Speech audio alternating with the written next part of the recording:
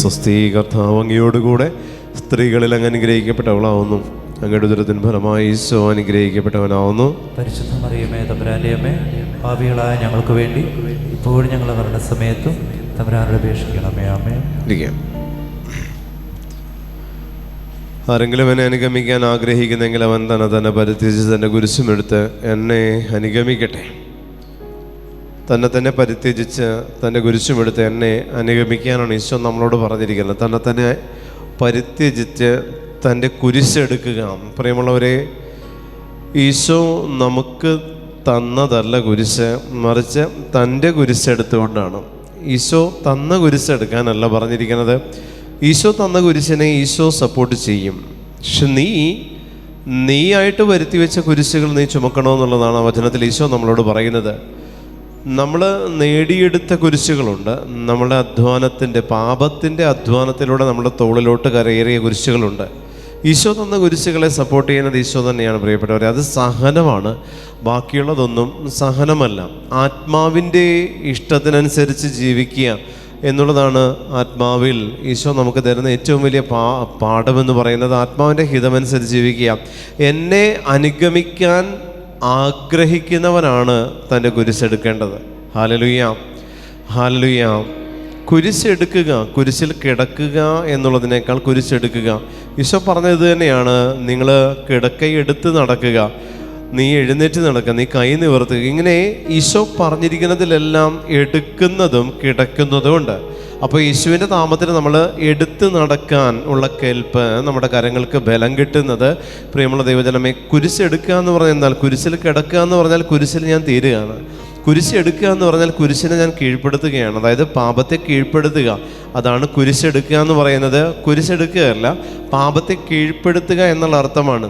കുരിശിൽ കിടക്കുക എന്ന് പറഞ്ഞാൽ കുരിശിൽ കിടക്കുന്നവനാണ് കുരിശിൽ ആയിരിക്കുന്ന അവസ്ഥ. കുരിശ് എടുക്കുന്നവൻ പാപത്തെ കീഴ്പ്പെടുത്തുക. നിന്റെ കുരിശ് എടുക്കുന്നവൻ എന്നുള്ളതാണ് പറഞ്ഞിരിക്കുന്നത്. തന്നെ പരിത്യജിച്ച് തൻ്റെ കുരിശും വഹിച്ച് എൻ്റെ പിന്നാലെ വാ. തന്നെ പരിത്യജിച്ച് തൻ്റെ കുരിശും വഹിച്ച് എൻ്റെ പിന്നാലെ വരാൻ ഈശോ പറയുന്നു. പ്രിയമുള്ള ദൈവജനമേ, നമ്മൾ പരിത്യജിക്കേണ്ടത് എങ്ങനെയാണ്? നമ്മളെ പരിത്യജിച്ചാൽ നമ്മൾക്ക് കുരിശെടുക്കാൻ പറ്റും. നമ്മളെ പരിത്യജിച്ചില്ലെങ്കിൽ കുരിശിൽ കിടക്കാൻ പറ്റും, കുരിശെടുക്കാൻ പറ്റില്ല. ഈശോയെ സംബന്ധിച്ച് ഈശോ കുരിശ് ഓരോ തവണയും ഈശോ കുരിശ് ചുംബിച്ചുകൊണ്ടാണ് ഈശോ പോകുന്നത്. ഈശോ കുരിശെടുത്തതിന് ശേഷം കുരിശിലെ യാഗമായവനും കുരിശിനെ ജയിച്ചവനുമാണ് കർത്താവായ ഈശോ മിശിഹ. അതുകൊണ്ട് യേശുവിൻ്റെ കുരിശ് എന്ന് പറയുന്നത് വിശുദ്ധ കുരിശാണ്. അപ്പോൾ നമ്മൾ എടുക്കുന്ന കുരിശുകൾ നമ്മുടെ പാപത്തിൻ്റെ ഫലമായിട്ടുണ്ടായ കുരിശാണെങ്കിൽ പോലും അതിനെ നമുക്ക് വിശുദ്ധ കുരിശാക്കി മാറ്റാൻ പറ്റും. എങ്ങനെയാണെന്നറിയോ? കുരിശിനെ എടുത്താൽ മതി. പ്രിയപ്പെട്ടവരെ, കുരിശിൽ കിടക്കുകയല്ല, കുരിശിനെ എടുക്കുക. ഈശോയും കുരിശിൽ കിടന്ന് മരിച്ച് ഇറക്കി കർത്താവിനെ സംസ്കരിച്ച് അടക്കപ്പെട്ട് കർത്താവ് ഉദ്ധാനം ചെയ്തവനാണ്. കുരിശിൽ കിടക്കുന്നവനല്ല ക്രിസ്തു, കുരിശിനെ ജയിച്ചവനാണ് ക്രിസ്തു. കുരിശിനെ ജയിക്കുന്നവനെ കുരിശെടുക്കാൻ പറ്റുള്ളൂ, അല്ലാത്തവർക്കൊന്നും കുരിശെടുക്കാൻ പറ്റില്ല. കുരിശെടുക്കണമോ? കുരിശിനെ ജയിക്കേണ്ടി വരും. കുരിശിനെ ജയിക്കുക എന്ന് പറഞ്ഞാൽ പാപത്തെ കീഴ്പ്പെടുത്തുക, ലോകത്തിനു മേൽ ആധിപത്യം നേടുക. ഇതാണ് കുരിശെടുക്കൽ. പാപത്തെ കീഴ്പ്പെടുത്തുക. ചില പാപം നമ്മളെ കീഴ്പ്പെടുത്തി നമ്മൾ അതിലായിരിക്കാൻ ആ പാപം നമ്മളെ അനുവദിക്കുകയാണ്, അല്ലെങ്കിൽ ആ പാപം നമ്മളെ അവൻ്റെ അടിമയാക്കി ആ പാപം നമ്മളെ മാറ്റുന്നുണ്ടെങ്കിൽ ഈശോ പറയുന്നു, തന്നെ പരിത്യജിക്കുമ്പോൾ കുരിശെടുക്കാനുള്ള കൃപ കിട്ടും. തന്നെ പരിത്യജിക്കാത്തവൻ ഒരാൾക്കും കുരിശെടുക്കാൻ പറ്റില്ല. തന്നെ പരിത്യജിക്കാൻ നീ തീരുമാനമെടുത്തോ, കുരിശ് ഈസിയായിട്ട് നിനക്ക് എടുക്കാൻ പറ്റും. അതല്ലെങ്കിൽ കുരിശുകൾ നിനക്ക് ഭാരമാകും. കുരിശ് ഭാരമാകാൻ കാരണം നമ്മൾ ഇതുവരെ നമ്മളെ തന്നെ പരിത്യജിച്ചിട്ടില്ല, പാപങ്ങളെ ഉപേക്ഷിച്ചിട്ടില്ല. പാപങ്ങളെ നമ്മൾ രണ്ട് രീതിയിലാണ് ഉപേക്ഷിക്കുന്നത്. വെറുത്ത് ഉപേക്ഷിക്കണം. വെറുക്കാതെ ഉപേക്ഷിച്ച പാപത്തെ വീണ്ടും നമ്മൾ സ്വീകരിക്കും. ഉപേക്ഷിച്ച പാപം വെറുത്തിട്ടില്ലെങ്കിൽ ആ പാപം വീണ്ടും നമ്മൾ സ്വീകരിക്കും. പാപത്തെ നമ്മൾ ഉപേക്ഷിച്ചിട്ടുണ്ടാകില്ല. ചിലപ്പോൾ അതിനെ നമ്മൾ വെറുത്തിട്ടുണ്ടാകും, ഉപേക്ഷിച്ചിട്ടുണ്ടാവില്ല. ചില പാപത്തോട് നമുക്ക് വെറുപ്പ് തോന്നും, ഉപേക്ഷിച്ചിട്ടില്ലെങ്കിലും ആ പാപം വീണ്ടും നമ്മളെ കീഴ്പ്പെടുത്താനുള്ള സാധ്യതയുണ്ട്. പാപങ്ങൾ വെറുക്കുകയും ഉപേക്ഷിക്കുകയും ചെയ്തെങ്കിലേ അതിൻ്റെ മേൽ നമ്മൾ ആധിപത്യം നേടി എന്ന് നമുക്ക് ഉറപ്പിക്കാൻ പറ്റുള്ളൂ. അല്ലാത്ത പാപങ്ങളിലും മേലൊന്നും നമുക്ക് ആധിപത്യം നേടിയിട്ടില്ല.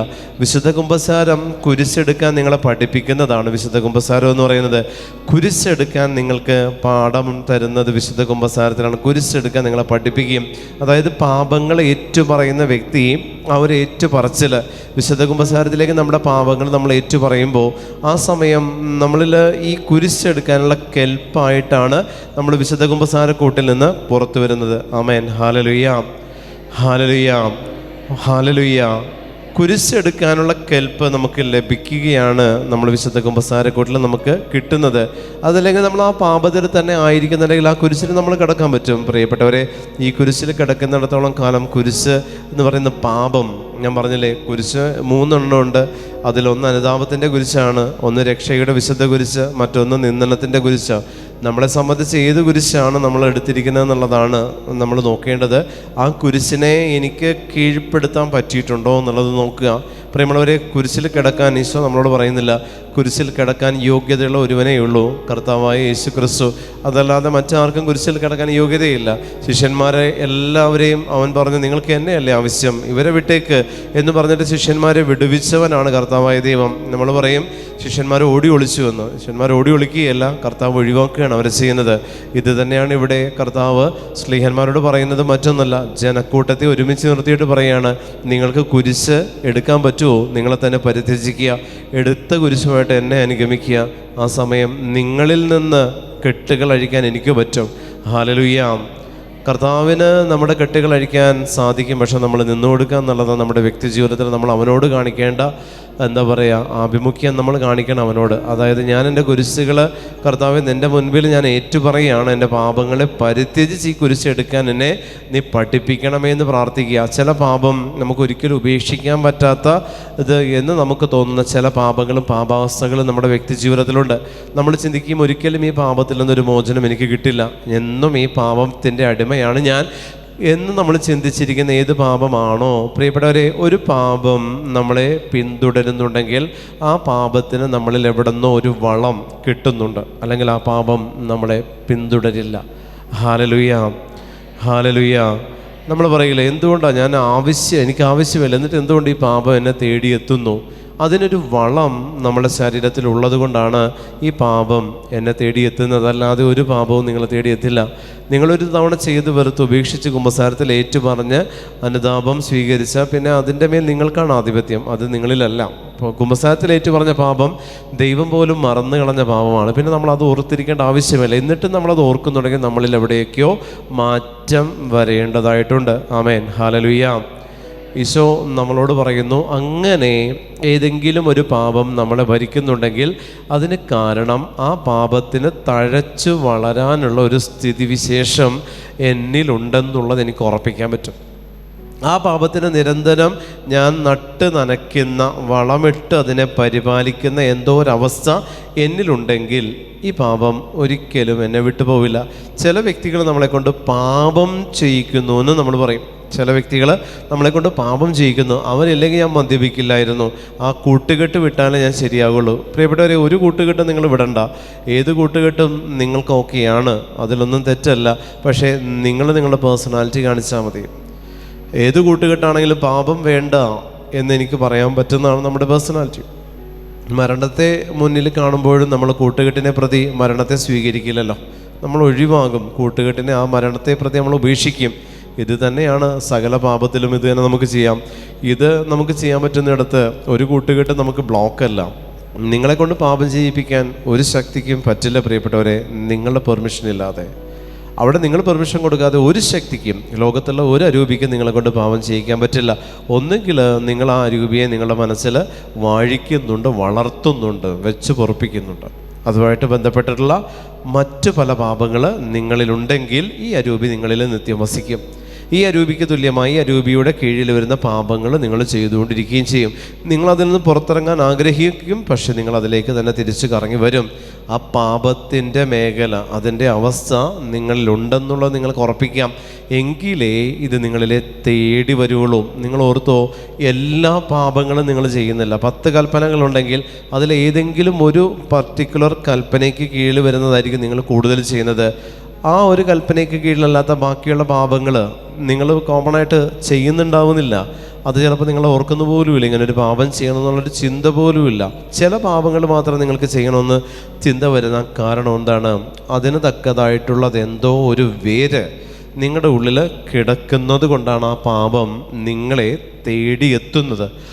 അപ്പോൾ വിശുദ്ധ കുമ്പസാരക്കൂട്ടിൽ നിങ്ങൾ ഏറ്റുപറയുന്ന പാപ പൊറുതിക്ക് ശേഷം, ഏറ്റുപറഞ്ഞ് നിങ്ങൾ സ്വീകരിക്കുന്ന പാപ പൊറുതിക്ക് ശേഷം ഏറ്റുപറയപ്പെട്ട പാപത്തിൻ്റെ തലങ്ങൾ നിങ്ങളിന്ന് പുറത്താക്കപ്പെടേണ്ടതായിട്ടുണ്ട്. ആമേൻ, ഹല്ലേലൂയ.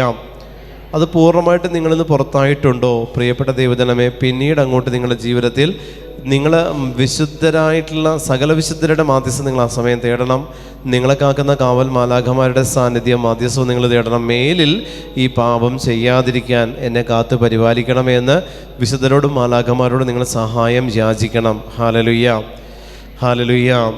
ഞാൻ പറഞ്ഞില്ല, ചില പാപങ്ങൾ നമ്മളെക്കൊണ്ട് ചെയ്യിപ്പിക്കുന്ന അരൂപിക്ക് നമ്മളെക്കൊണ്ടൊരു ലക്ഷ്യമുണ്ട്. ഈ പാപം ചെയ്യുന്നത് വഴി ഒരു ലക്ഷ്യം അരൂപിക്കുണ്ട്. നിന്നെ നിത്യനാശത്തിലേക്ക് നയിക്കാൻ ചില പാപങ്ങൾക്ക് പറ്റും. ചില പാപങ്ങൾ ചെയ്യുന്നതിൽ നീ പാപമാണെന്ന് അറിഞ്ഞിട്ടും അത് നീ ആസ്വദിക്കുന്നുണ്ടെങ്കിൽ അത് നിനക്ക് നിത്യനാശത്തിനുള്ള വകുപ്പാണ്. നിത്യനാശത്തിനുള്ള വകുപ്പാണ്. ഇത്തരത്തിൽ പാപകരമായിട്ടുള്ള അവസ്ഥയുണ്ടെങ്കിൽ ഇവരുടെ വീട്, ഞാൻ പറഞ്ഞില്ല നേരത്തെ പറഞ്ഞ പോലെ, പൊടി പിടിച്ച് മാറാല പിടിച്ച് ഇങ്ങനെ കിടക്കും. പൊടിയും വൃത്തികേടായ സാഹചര്യങ്ങളും ചുറ്റുപാടുകളും വീട്ടിലുണ്ടെങ്കിൽ ഈ വൃത്തികേടിനെ മാറ്റി പൊടിയെല്ലാം നീറ്റാക്കുന്നുണ്ടോ? ഒരു തരത്തിൽ അത് ചെയ്യുന്ന ഒരു തരം ഒരു വിടുതൽ ശുശ്രൂഷയാണ്, ഒരു എക്സോസിസമാണ് അവിടെ നടക്കുന്നത്. കാരണം പൊടി എന്ന് പറയുന്നത് വേറെ ഒരു പൗഡറല്ല, ഒരു പൊടിയല്ല, അത് അഴുക്ക് പറ്റിയിരിക്കുന്നതല്ല.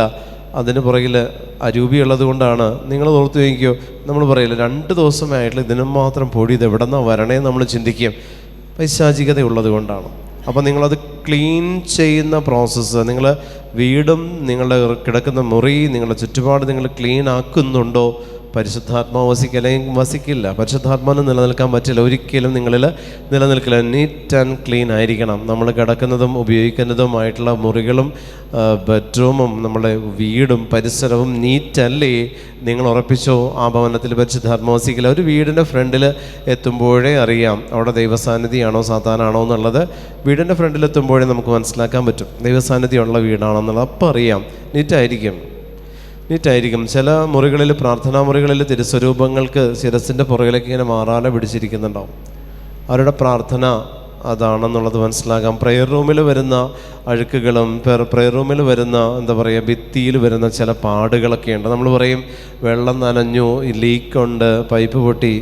ഒന്നുമല്ല, അതവിടുത്തെ പ്രാർത്ഥനയുടെ കുറവ് ആ വീടിൽ നമുക്ക് കണ്ട് മനസ്സിലാക്കാൻ പറ്റുന്നതാണ്. പ്രാർത്ഥനയിൽ കുറവുണ്ടെന്നുള്ളത് ക്ലിയറായിട്ട് ആ വീട് കണ്ട് ഏത് റൂം നോക്കിയാലും നമുക്ക് മനസ്സിലാക്കാൻ പറ്റും. ആ റൂമിൽ കിടക്കുന്നവൻ കിടക്കുന്നവൾ ഏത് തരത്താൽ ഉള്ള ഏത് പാപത്തിലാണെന്നുള്ളത് ഭിത്തി കണ്ടാലറിയാം, ഡ്രസ് കോഡ് കണ്ടാലറിയാം നിങ്ങളെങ്ങനെയാണ് എന്നുള്ളത്. നിങ്ങളെ വീട് കണ്ടാൽ നിങ്ങളെ വായിക്കാൻ നിങ്ങളെ വീട് കണ്ടാൽ മതി. മറ്റൊരാളുടെ ഭവനത്തിൽ നിങ്ങൾ പ്രവേശിക്കുമ്പോൾ പെട്ടെന്ന് കയറി ചെല്ലണം. വിളിച്ച് പറഞ്ഞിട്ട് കയറി ചെന്നാൽ വീടൊക്കെ അടിച്ചു വാരി ക്ലീനാക്കി വൈറ്റ് വാഷ് ചെയ്ത് കുട്ടപ്പനാക്കി നിർത്തും. അങ്ങനെ മനസ്സിലാക്കണ്ട. പെട്ടെന്നൊരു ദിവസം കയറി ചെല്ലുമ്പോൾ അപ്പം കിടക്കുന്ന ഒരു കിടപ്പുണ്ടല്ലോ, അതിൽ നമുക്കറിയാൻ പറ്റും ഇതെന്താണ് ഇവിടുത്തെ ഈ അവസ്ഥ എന്നുള്ളത്. അത് എല്ലാ ദിവസവും നമ്മളെ തന്നെ ബ്രഷ് ചെയ്ത് നമ്മൾ ഫ്രഷാകുന്നത് പോലെ നിങ്ങളായിരിക്കുന്ന ഇടത്തെയും നിങ്ങൾ അത്തരത്തിൽ ആയിരിക്കേണ്ടത് ആവശ്യമാണ്. അത്തരത്തിൽ നിങ്ങളും ആയിരിക്കേണ്ടത് ആവശ്യമാണ്.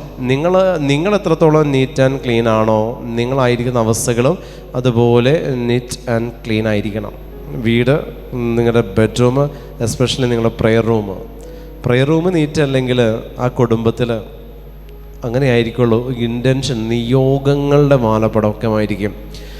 നിയോഗങ്ങൾ നിങ്ങളുടെ വീട്ടിൽ കൂടുതലാണോ? നിങ്ങളുടെ വീട്ടിൽ പലതരത്തിലുള്ള പത്രങ്ങൾ കിടക്കുന്ന കാണാൻ പറ്റും. നിയോഗങ്ങൾ കൂടുതലാണെങ്കിൽ പത്രങ്ങളുടെ എണ്ണം കൂടുതലായിരിക്കും. Hallelujah, hallelujah. നിയോഗങ്ങൾ കൂടുതലാണോ? നിങ്ങൾ നോക്കിക്കോ, കൊന്തകളുടെ എണ്ണം കൂടുതലുണ്ടാവും വീട്ടിൽ. ഒരുപാട് ജപമാല ഉണ്ടാവും. പലതും പൊട്ടിയതും അറ്റം പോയതും വാല് പോയതും കുരിശ് പോയതും പൊട്ടിക്കിടക്കുന്നതും 1 മണി കുറവുള്ളതൊക്കെ ആയിട്ടുള്ള ജപമാലകൾ ഒരു മൂലയിൽ ഇങ്ങനെ അടുക്കി വെച്ചിട്ടുണ്ടാവും. അപ്പോൾ മനസ്സിലാക്കാൻ വീട്ടിൽ നിയോഗങ്ങളാണ് കൂടുതൽ, പ്രാർത്ഥനകളല്ല. നിയോഗങ്ങൾ കൂടുതൽ സമർപ്പിക്കുന്ന ജപമാലകൾ ഒരിക്കലും നിലനിൽക്കില്ല, പൊട്ടിപ്പോയിക്കൊണ്ടിരിക്കും. അമ്മയ്ക്ക് താങ്ങാവുന്നതിനൊരു പരിധി ഉണ്ടല്ലോ, ഇത് മാത്രം കൊടുത്തുകൊണ്ടിരിക്കുകയല്ലേ, വേറെ ഒന്നും ഒരു വണക്കം കിട്ടുന്നില്ല. അമ്മയ്ക്ക് കൊടുക്കുന്നതിലൊരു വണക്കമെങ്കിലും കിട്ടണ്ടേ? വണക്കം കിട്ടാതെ നിയോഗങ്ങൾ മാത്രം ചോദിക്കുന്ന ഒരു വിഗ്രഹമായിട്ട് അമ്മയെ കാണുമ്പോൾ ആ പരിശുദ്ധ അമ്മയെന്ന് പറയുന്ന ആ ദൈവിക ചൈതന്യത്തെ നീ വിഗ്രഹമാക്കി മാറ്റുക. നിയോഗങ്ങൾ പെരുകുന്നത് ആൾക്കാരെ മനസ്സിലാക്കാൻ പറ്റും. നിയോഗങ്ങൾ പെരുകുന്നിടത്ത് പ്രിയപ്പെട്ടവരെ, ഇത്തരത്തിലുള്ള പത്രങ്ങളും പേപ്പറുകളും ഉപ്പും വെളിച്ചെണ്ണയും എല്ലാം സാധാരണ കിച്ചണിൽ വെക്കേണ്ടതൊക്കെ പല സ്ഥലത്തിരിക്കുന്നത് നിങ്ങൾക്ക് കാണാൻ പറ്റും. കിച്ചണിൽ സൂക്ഷിക്കേണ്ടത് കിച്ചണിൽ തന്നെ വെച്ചാൽ മതി കേട്ടോ. നിങ്ങൾ അതിനപ്പുറത്തേക്ക് അതിലല്ല ദൈവത്തിൻ്റെ ചൈതന്യം ഉള്ളതെന്ന് ആദ്യം മനസ്സിലാക്കണേ. കടലാസിലല്ല കർത്താവ് ഇരിക്കുന്നത്. ഈ കടലാസ് നോക്കാത്തവൻ വേറെ ഏത് കടലാസ് നോക്കിയിട്ട് ഒരു കാര്യമില്ല. ഈശോ ഇരിക്കുന്ന കടലാസ്, വെളിപാടിൻ്റെ ഗ്രന്ഥമായ വിശുദ്ധ ബൈബിൾ എന്ന് പറയുന്ന ഈ കടലാസ് നോക്കാതെ മറ്റൊരു മാസികയിലും ഈശോ ഇല്ല പ്രിയപ്പെട്ടവരെ. ഇതിൽ നോക്കാത്തവൻ മറ്റെവിടെ നോക്കിയിട്ടും ഒരു കാര്യമില്ല. നിയോഗങ്ങൾ സാധിച്ച് കിട്ടുന്നതല്ല പരിശുദ്ധാത്മാവ് പ്രവർത്തിക്കുന്നു എന്നുള്ളതിൻ്റെ അടിസ്ഥാനം. നിയോഗങ്ങൾക്കപ്പുറത്ത് ദൈവം നിങ്ങൾക്ക് ഒരുക്കിയിരിക്കുന്ന കൃപകളുടെ തലത്തെ നിങ്ങൾ മനസ്സിലാക്കണേ. അതുകൊണ്ടാണ് ഞാൻ പറഞ്ഞത്, ആത്മാവിൽ ആരാധിക്കണം. എൻ്റെ ആത്മാവെ ദൈവത്തെ ആരാധിക്കുക, മഹത്വപ്പെടുത്തുക. എൻ്റെ ആത്മാവെ ദൈവത്തെ ആരാധിക്കുക, ദൈവത്തെ നീ ആരാധിക്കുക. നീ ആത്മാവിനോട് പറയണം, ആത്മാവ് ദൈവത്തെ ആരാധിക്കണം. എല്ലാ കഴിവുകളോടും കൂടെ നീ ദൈവത്തെ ആരാധിക്കണം. കുറവുകളോടുകൂടെ നീ ദൈവത്തെ ആരാധിക്കണം. നീ ആയിരിക്കുന്ന അവസ്ഥകളിൽ നീ ദൈവത്തെ ആരാധിക്കണം. നിൻ്റെ മക്കളോട് ചേർന്ന് നീ ദൈവത്തെ ആരാധിക്കണം. ആരാധനകളിൽ പ്രിയപ്പെട്ടവരെ ഒരിക്കലും നിങ്ങൾ മടുപ്പ് വിചാരിക്കരുത്. നിങ്ങളിൽ പ്രാർത്ഥിക്കാത്ത വ്യക്തികളുണ്ടോ? അവരോട് ചേർന്ന് ദൈവത്തെ ആരാധിക്കണം. നിങ്ങളിൽ കെട്ടുപോയ ജീവിത സാഹചര്യങ്ങളുണ്ടോ? അതിനോട് ചേർന്ന് ദൈവത്തെ ആരാധിക്കണം. നീ ദൈവത്തെ ആരാധിക്കുമ്പോൾ, നീ ദൈവത്തെ വിളിക്കുന്ന വിളി, നീ ആരാധിക്കുമ്പോൾ ദൈവമേ എന്ന് പറഞ്ഞ് നീ ചങ്ക് പൊട്ടി വിളിക്കണം. അതാണ് നിയോഗം. ചങ്ക് പൊട്ടി കണ്ണുനീരോടെ സമർപ്പിക്കുന്നതേ നിയോഗമുള്ളൂ. നിങ്ങളിൽ ആവശ്യങ്ങളുണ്ട്, നിയോഗമുണ്ട്. ആവശ്യങ്ങൾ നിങ്ങൾക്ക് പൂർത്തീകരിക്കാവുന്നതും നിയോഗങ്ങൾ നിങ്ങൾക്ക് അപ്രാപ്യമായിട്ടുള്ളതാണ് നിയോഗങ്ങൾ. ആവശ്യങ്ങൾ നിങ്ങൾ ദൈവത്തോട് അവതരിപ്പിക്കേണ്ട ഗുണമില്ല. അത് നിങ്ങൾക്ക് തന്നെ സാധിച്ചെടുക്കാവുന്നതുകൊണ്ട് കർത്താവ് അതിൽ ഇടപെടില്ല. നിയോഗങ്ങൾ എന്ന് പറയുന്നത് നെഞ്ച് പൊട്ടി കരഞ്ഞ് കർത്താവിനോട് നിലവിളിച്ച് ചോദിക്കുന്നത് മാത്രമേ ദൈവം നിയോഗങ്ങളുടെ ലിസ്റ്റിൽ പെടുത്തുള്ളൂ. എല്ലാം ദൈവത്തോട് ചോദിക്കുന്ന വ്യക്തി മടിയനാണ്, ഒന്നിനും അധ്വാനിക്കാൻ ശേഷിയില്ലാത്ത, ദൈവത്തെ മിസ്യൂസ് ചെയ്യുന്ന വെറും നികൃഷ്ടനാണ് അവർ. കാരണം അവരെല്ലാം ദൈവത്തോട് ചോദിക്കും, എനിക്ക് അധ്വാനിച്ച് നേടേണ്ടതാണെങ്കിൽ ഞാൻ അധ്വാനിക്കില്ല, പകരം പ്രാർത്ഥനയോട് പ്രാർത്ഥനയാണ്. അത് പൈശാചികതയാണ്, ദൈവീകമല്ല. ആമേൻ. ഹല്ലേലൂയ, ഹല്ലേലൂയ, ഹല്ലേലൂയ. അത് പൈശാചികതയാണ്, അതിൽ ദൈവത്വമില്ല. നിയോഗം വേറെ, ആവശ്യം വേറെ. ആവശ്യങ്ങൾ നിങ്ങൾക്ക് പൂർത്തീകരിക്കാം. എനിക്കിപ്പോൾ ഒരു 50,000 രൂപ വേണം, അതൊരിക്കലും ഒരു നിയോഗമല്ല, അതിൻ്റെ ആവശ്യമാണ്. ഈ ആവശ്യത്തിന് വേണ്ടി ഞാൻ ആരോടെങ്കിലും ചോദിക്കും, അല്ല ഞാൻ എവിടെന്നെങ്കിലും ചെറിയൊരു ലോൺ എടുത്ത് ഫണ്ട് കളക്ട് ചെയ്യും.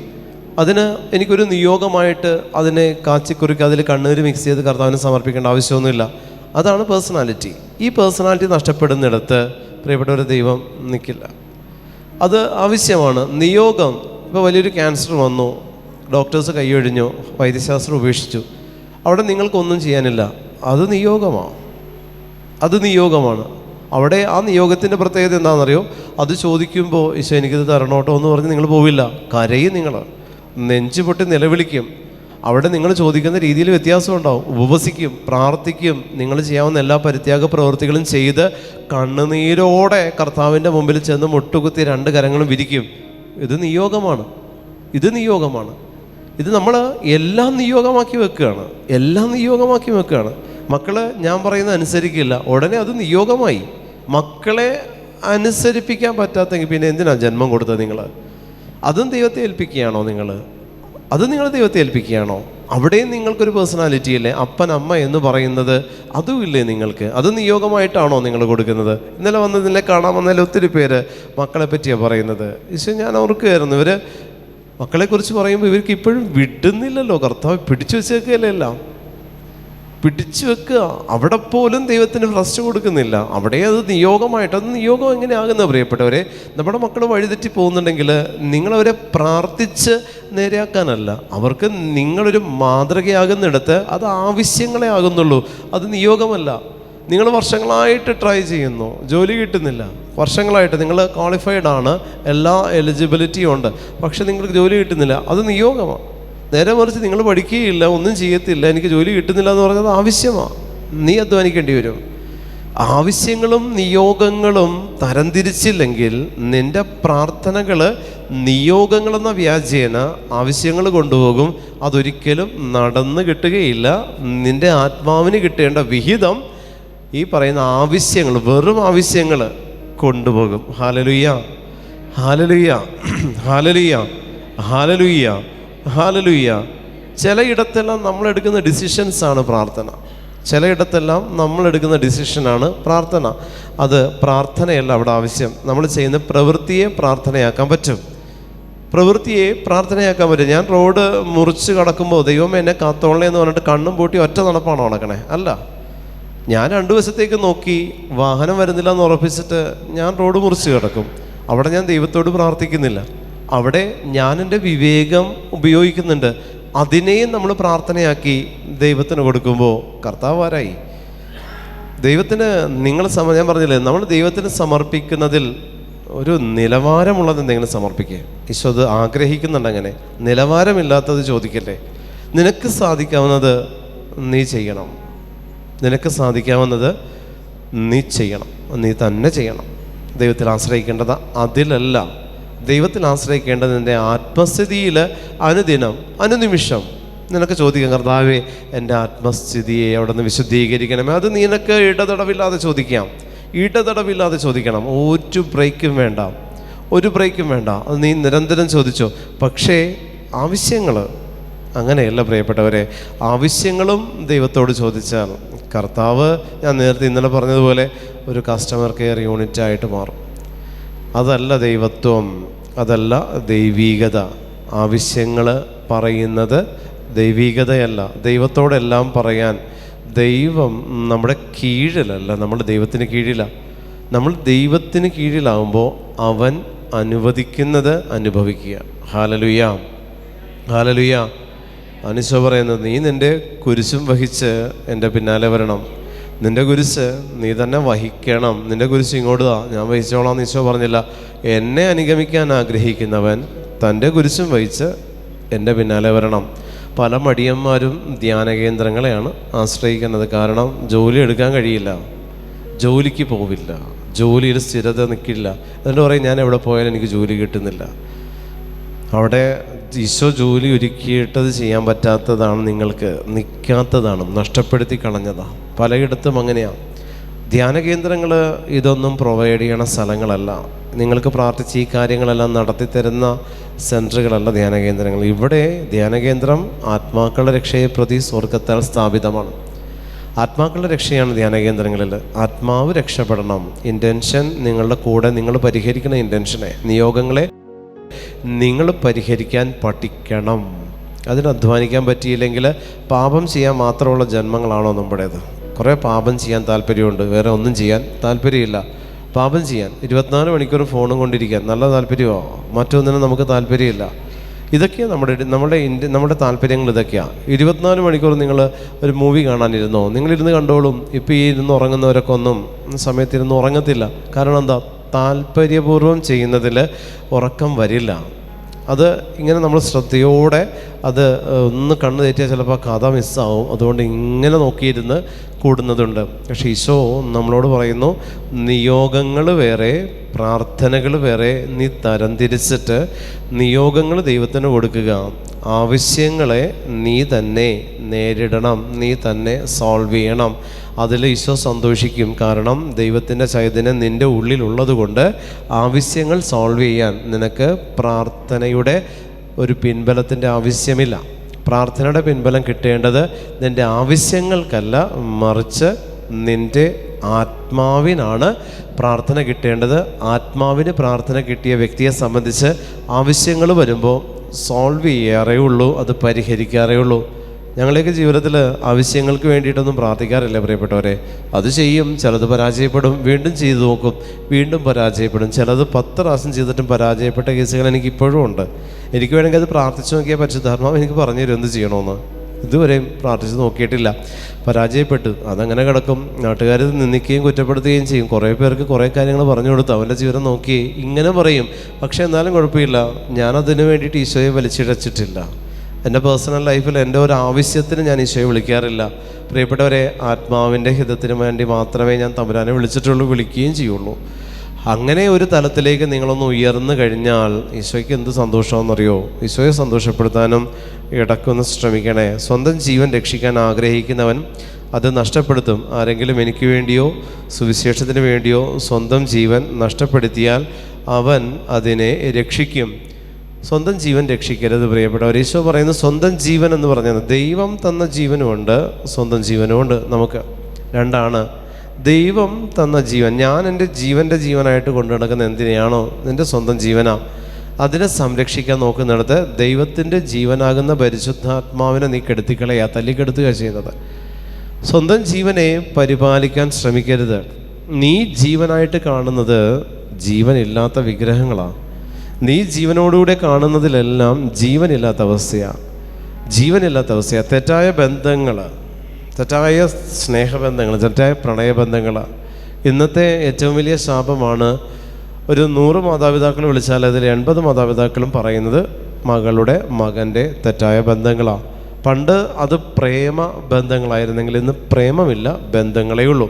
കാരണം ഫിസിക്കലാണ്, റിലേഷൻഷിപ്പെല്ലാം ഫിസിക്കലാണ്. സ്പിരിച്വലിയോ അല്ലെങ്കിൽ മെൻ്റലിയോ അല്ലെങ്കിൽ മറ്റൊരു തരത്തിലുള്ള റിലേഷൻഷിപ്പ് ഇല്ല. ഇന്നെല്ലാം ഫിസിക്കൽ റിലേഷൻസിന് വേണ്ടിയിട്ട് ആരെങ്കിലേക്ക് നമ്മൾ നമ്മളിങ്ങനെ റെൻറ്റിനെടുക്കുകയാണ്. 1 മാസത്തേക്ക്, 2 ആഴ്ചത്തേക്ക്, 2 ദിവസത്തേക്ക്, 1 വർഷത്തേക്കൊക്കെ നമ്മളിങ്ങനെ എടുത്തിട്ട് അവരുമായിട്ട് തെറ്റ് ചെയ്യാനായിട്ടൊരു സമയം.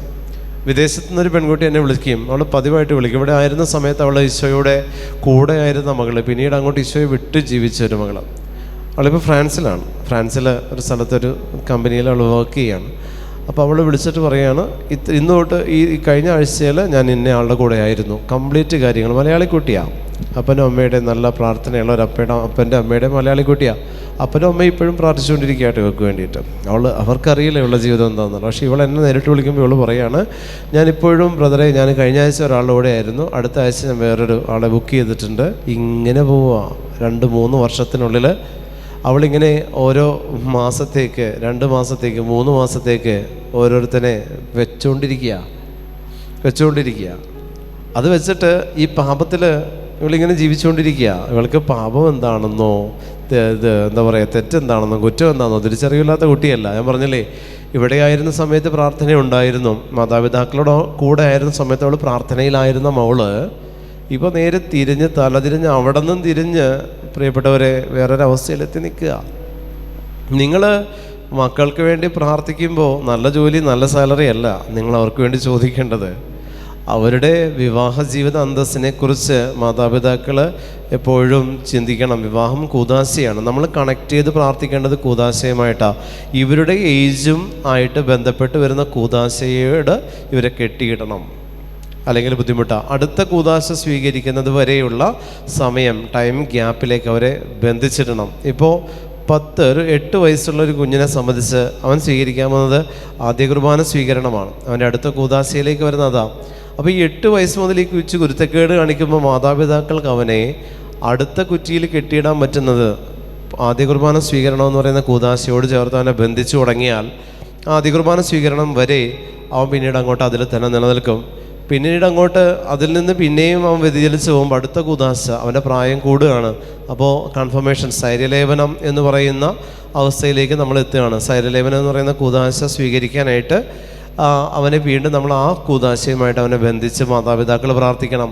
പിന്നെ സൈര്യലേപനം കഴിഞ്ഞ് 13 കഴിഞ്ഞ് പിന്നെ ഒരു 25 വയസ്സ് വരെയുള്ള കാലഘട്ടത്തിൽ വിവാഹം എന്ന് പറയുന്ന കൂദാശയോട് ചേർത്ത് മക്കളെ ബന്ധിച്ചിടണം.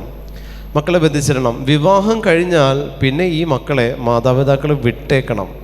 പിന്നെ അവർക്ക് വേണ്ടി മാതാപിതാക്കൾ പ്രാർത്ഥിക്കരുത്. അവർ സെപ്പറേറ്റഡായി. പിന്നെ അവരുടെ ഭാരം, പ്രിയപ്പെട്ട അമ്മമാരെ അപ്പന്മാരെ നിങ്ങൾ തോളിലെടുത്ത് വെക്കരുത്, തെറ്റാണ്. പിന്നെ നിങ്ങൾ പ്രാർത്ഥിക്കേണ്ടത് നിങ്ങളുടെ ആത്മവിശുദ്ധീകരണത്തിനും അനേകം ആത്മാക്കളുടെ രക്ഷയ്ക്കും വേണ്ടിയിട്ടേ പ്രാർത്ഥിക്കാൻ പാടുള്ളൂ.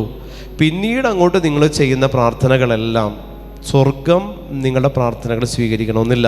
കാരണം പുരുഷൻ മാതാപിതാക്കളെ വിട്ട് സ്ത്രീയോട് ചേരുന്നു, ഇനി അവർ രണ്ടല്ല ഒന്നാണ്. പുരുഷൻ മാതാപിതാക്കളെ വിട്ടു മീൻസ് കുടുംബം സെപ്പറേറ്റായി.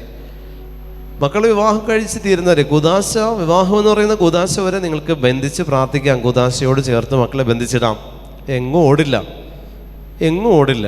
ഒരു മകൻ ഒരു മകൾ പാപം ചെയ്യണമെങ്കിൽ മാതാപിതാക്കളുടെ സമ്മതം ഉണ്ട് അതിന് പുറകിൽ, അല്ലെങ്കിൽ ഒരു പാപം ചെയ്യില്ല. വളർത്തുദോഷമെന്ന് കാരണന്മാർ പറയും, പക്ഷെ വളർത്തുദോഷമല്ല അത്. കൊടുക്കേണ്ടത് കൊടുക്കാത്തതുകൊണ്ടാണ്. ഈശോയെ കൊടുക്കാൻ്റെ അടുത്ത് ഈശോയെ കൊടുക്കാത്തതുകൊണ്ടാണ്. അപ്പം അങ്ങനെ ചെയ്തിട്ടുണ്ടെങ്കിൽ നമ്മൾ കുറേ മാതാപിതാക്കൾ വർക്ക്ഹോളിക്കാണ്. അവർക്ക് ജോലി മാത്രമേ ഉള്ളൂ, മക്കളെക്കുറിച്ച് ചിന്തയില്ല.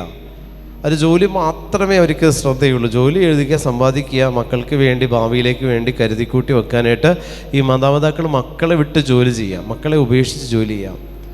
പ്രിയപ്പെട്ടവരെ, ഇവിടെയും ഈ മാതാപിതാക്കളുടെ മക്കൾ ഒരിക്കലും വിശുദ്ധിയിൽ ജീവിക്കില്ല. എനിക്ക് പരിചയമുള്ള ഇതുപോലെ 2 മാതാപിതാക്കൾ എനിക്കറിയാം. നാട്ടിലുള്ള വിദേശത്താണ്. ഞാനവിടെ ധ്യാനിപ്പിച്ചതാണ്. അവിടെ ഒരു ഇടവക ധ്യാനം ഞാൻ ചെയ്തതാണ് വിദേശത്ത്, കുവൈറ്റിൽ. എൻ്റെ അടുത്ത ധ്യാനം അവിടെ ഉണ്ട്, അടുത്ത മാസമുണ്ട്, കൺവെൻഷനുണ്ട്. അപ്പോൾ ഈ മാതാപിതാക്കൾ എന്നെ കാണാൻ വേണ്ടി വന്നു. ഇവരുടെ 2 മക്കളെയും കൊണ്ടുവന്നു. പെൺകുട്ടി, അവൾ 10th പഠിക്കുന്ന കുട്ടിയെ ഈ അപ്പൻ്റെ കൂട്ടുകാരൻ മിസ്യൂസ് ചെയ്തുകൊണ്ടിരിക്കുക. അപ്പൻ അറിഞ്ഞിട്ടില്ല. ഇടയ്ക്കിടയ്ക്ക് വീട്ടിലൊരു പാർട്ടി അവർ വെച്ചിട്ട് ഈ പാർട്ടിയിൽ ഭയങ്കര ആഘോഷവും കാര്യങ്ങളൊക്കെ ദിവസങ്ങളിൽ, ബാക്കിയുള്ള 2 ദിവസവും ഈ അപ്പനും അമ്മയും രാവിലെയും പകലും ജോലിയും കാര്യങ്ങളൊക്കെ ആയിട്ട് ഇവർ തമ്മിൽ കണ്ടുമുട്ടുന്ന വല്ലപ്പോഴൊക്കെയാണ്. അപ്പം വരുമ്പോൾ അമ്മ ഉണ്ടാവില്ല, അമ്മ വരുമ്പോൾ അപ്പനുണ്ടാവില്ല. മക്കളുടെ അവസ്ഥയെക്കുറിച്ച് ഇവർക്ക് ഒരു ചിന്തയില്ല. മക്കൾ എങ്ങനെയൊക്കെയോ വളരുന്നുണ്ട്, അനാഥ പിള്ളേർ കണക്കെ. ഈ മകളെ ഈ അപ്പൻ്റെ കൂട്ടുകാരനാണ് മിസ്യൂസ് ചെയ്തുകൊണ്ടിരിക്കുക. ക്ലിയറായിട്ട് ഈശോ അത് കാണിച്ചിട്ട് ഞാൻ അവളോട് ചോദിച്ചു, നിൻ്റെ അപ്പൻ്റെ കൂട്ടുകാരനായിട്ട് നിനക്കെന്താ ബന്ധം എന്ന് ചോദിച്ചു. അവിടെ ഞെട്ടിപ്പോയി. ഞാൻ അപ്പനെ വിളിച്ചിട്ട് പറഞ്ഞു, നിങ്ങളുടെ ഇന്നയാൾ, പേര് ഈശോ പറഞ്ഞു, ഞാൻ മറന്നുപോയി, ഇന്നയാൾ ഇവളെ വെച്ചുകൊണ്ടിരിക്കുകയെന്നു അപ്പനോട് പറഞ്ഞു കൊടുത്തു. അപ്പൻ അവളെ തല്ലാമോ, അവനെ തുടരുത്, അവളെ നീയാണ് കാരണം, നീ ഒറ്റൊരുത്തനാണ്, അവളെ തുടരുത് നീ എന്ന് പറഞ്ഞു. കാരണം അവനാണ് വളം വെച്ച് കൊടുത്തത്. ഇവൻ ജോലി എന്ന് പറഞ്ഞ് ഓടുകയല്ലേ, ആർക്ക് വേണമെങ്കിലും മേയാനായിട്ട് വിട്ടുകൊടുത്തേക്കല്ലേ മക്കളെ. ഒരു പരിധിവരെ മാതാപിതാക്കളാണ് പ്രശ്നം. പ്രിയപ്പെട്ടവരെ, നമ്മുടെ മക്കളെ ഞാൻ പറഞ്ഞില്ലേ, വിവാഹം വരെ നിങ്ങളവരെ കൂദാശയോട് ചേർത്ത് ബന്ധിച്ചിടണം. ഓരോ ജംഗ്ഷനിൽ കർത്താവ് നട്ടുപിടിപ്പിച്ച സിക്കമൂർ മരമാണ് കൂദാശ.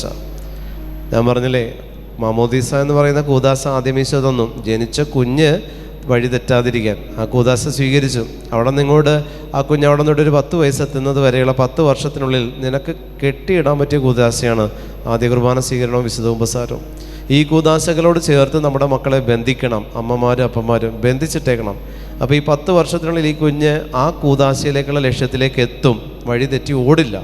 അത് കെട്ടിയിടാത്ത മക്കളാണ് വഴി തെറ്റി ഓടുകയുള്ളൂ. ആ കൂദാശ കഴിഞ്ഞ് വീണ്ടും അടുത്തത് കൺഫർമേഷൻ, സൈര്യലേപനം എന്ന് പറയുന്ന കൂദാശയോട് ചേർത്ത് മക്കളെ ബന്ധിച്ചിടണം.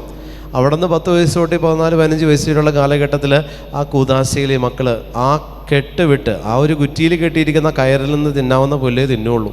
ആ പരിസരത്തുള്ള പുല്ലിൽ നിന്ന് ആ കുറ്റിയിൽ കെട്ടിയിരിക്കുന്ന പശുവിൻ്റെ കണക്കെ അത് അവിടെ കിടന്നോളൂ. അവിടെ നിന്ന് പിന്നീട് അങ്ങോട്ട് ഒരു 20-25 വയസ്സ് വരെയുള്ളത് പിന്നെ വിവാഹം എന്ന് പറയുന്ന കൂദാശയുമായിട്ട് മക്കളെ ബന്ധിച്ചിടണം.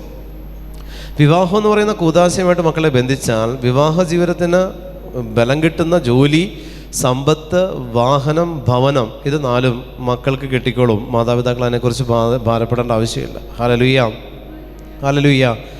നമ്മൾ മക്കളെ കെട്ടിയിടാത്തിടത്താണ് മക്കൾ വഴിതെറ്റിപ്പോകുന്നതും തെറ്റായ പ്രണയബന്ധങ്ങളിലേക്ക് പോകും. അവിടെ നിന്ന് അങ്ങോട്ട് റൂട്ട് മാറിയോടും.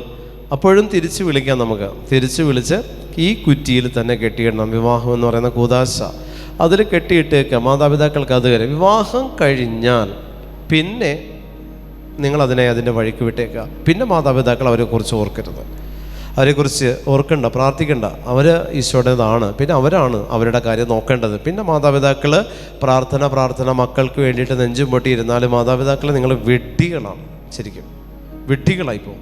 കാരണം ആ മക്കളുടെ ജീവിതത്തിന് വേണ്ടി നിങ്ങളുടെ ജീവിതം മുരുകിത്തീരുക ഇവിടെ. അത് ദൈവഹിതമല്ല. ആ മക്കളുടെ ജീവിതത്തിന് വേണ്ടി നിങ്ങൾ ഇവിടെ ഇരുന്ന് ഉരുകുക, അവരവിടെ എൻജോയ് ചെയ്യുക. പിന്നെ അവർക്ക് കുഞ്ഞുങ്ങളില്ലേ, അത് അവരുടെ കാര്യമാണ്. നിങ്ങളത് ഏറ്റെടുക്കരുത്. നിങ്ങൾ പിന്നെ നിങ്ങളുടെ ആത്മരക്ഷയ്ക്ക് വേണ്ടി പ്രാർത്ഥിക്കുക. ഇതുപോലെ വഴിതെറ്റി നടക്കുന്ന അനേക ആത്മാക്കളെയാണ് പിന്നെ നിങ്ങൾ പ്രാർത്ഥനയുടെ ലിസ്റ്റിലേക്ക് വെക്കേണ്ടത്. ആ കൂട്ടത്തിൽ നിങ്ങളുടെ മക്കളും ഒക്കെ ആയിക്കൊള്ളും. അതല്ലാതെ പിന്നെ നിങ്ങൾ മക്കളെന്ന് പറഞ്ഞാൽ അവരുടെ പുറകെ പോകരുത്. മണ്ടത്തരമാണ്. അത് നിങ്ങൾക്ക് നന്മ വരുത്തില്ല. നിങ്ങൾക്കതിന് ശേഷം കിട്ടേണ്ട ആത്മവിശുദ്ധീകരണം, നിങ്ങൾക്കതിന് ശേഷം കിട്ടേണ്ട ദണ്ഡവിമോചനങ്ങൾ, നിങ്ങൾക്കതിന് ശേഷം പല വിശുദ്ധ നാടുകളൊക്കെ സന്ദർശിച്ച് പരിശുദ്ധമ്മ പ്രത്യക്ഷപ്പെട്ട ഒത്തിരി ദേവാലയങ്ങൾ ഒത്തിരിയുണ്ട്. അവിടെ എല്ലാം നിങ്ങൾ പോയി കണ്ട് അവിടെ എല്ലാം അമ്മയിൽ നിന്ന് എന്താ പറയുക അനുഗ്രഹം പ്രാപിച്ച് തിരിച്ചു വരിക. അങ്ങനെയുള്ള ലൈഫ് പിന്നീട് അങ്ങോട്ട് നിങ്ങൾ പോവുക. ഈശോയുടെ നാമത്തിൽ അങ്ങനെ ആയിരിക്കണം. പിന്നീട് അങ്ങോട്ട് നിങ്ങളുടെ ജീവിതത്തെ നിങ്ങൾ ഏറ്റെടുക്കേണ്ടത് അങ്ങനെ ആയിരിക്കണം. അങ്ങനെ നിങ്ങൾ ചെയ്യുന്നിടത്ത് പ്രിയപ്പെട്ട ദൈവജനമേ, പരിശുദ്ധാത്മാവ് നിങ്ങളിൽ പ്രവർത്തിക്കും. ഹല്ലേലൂയ.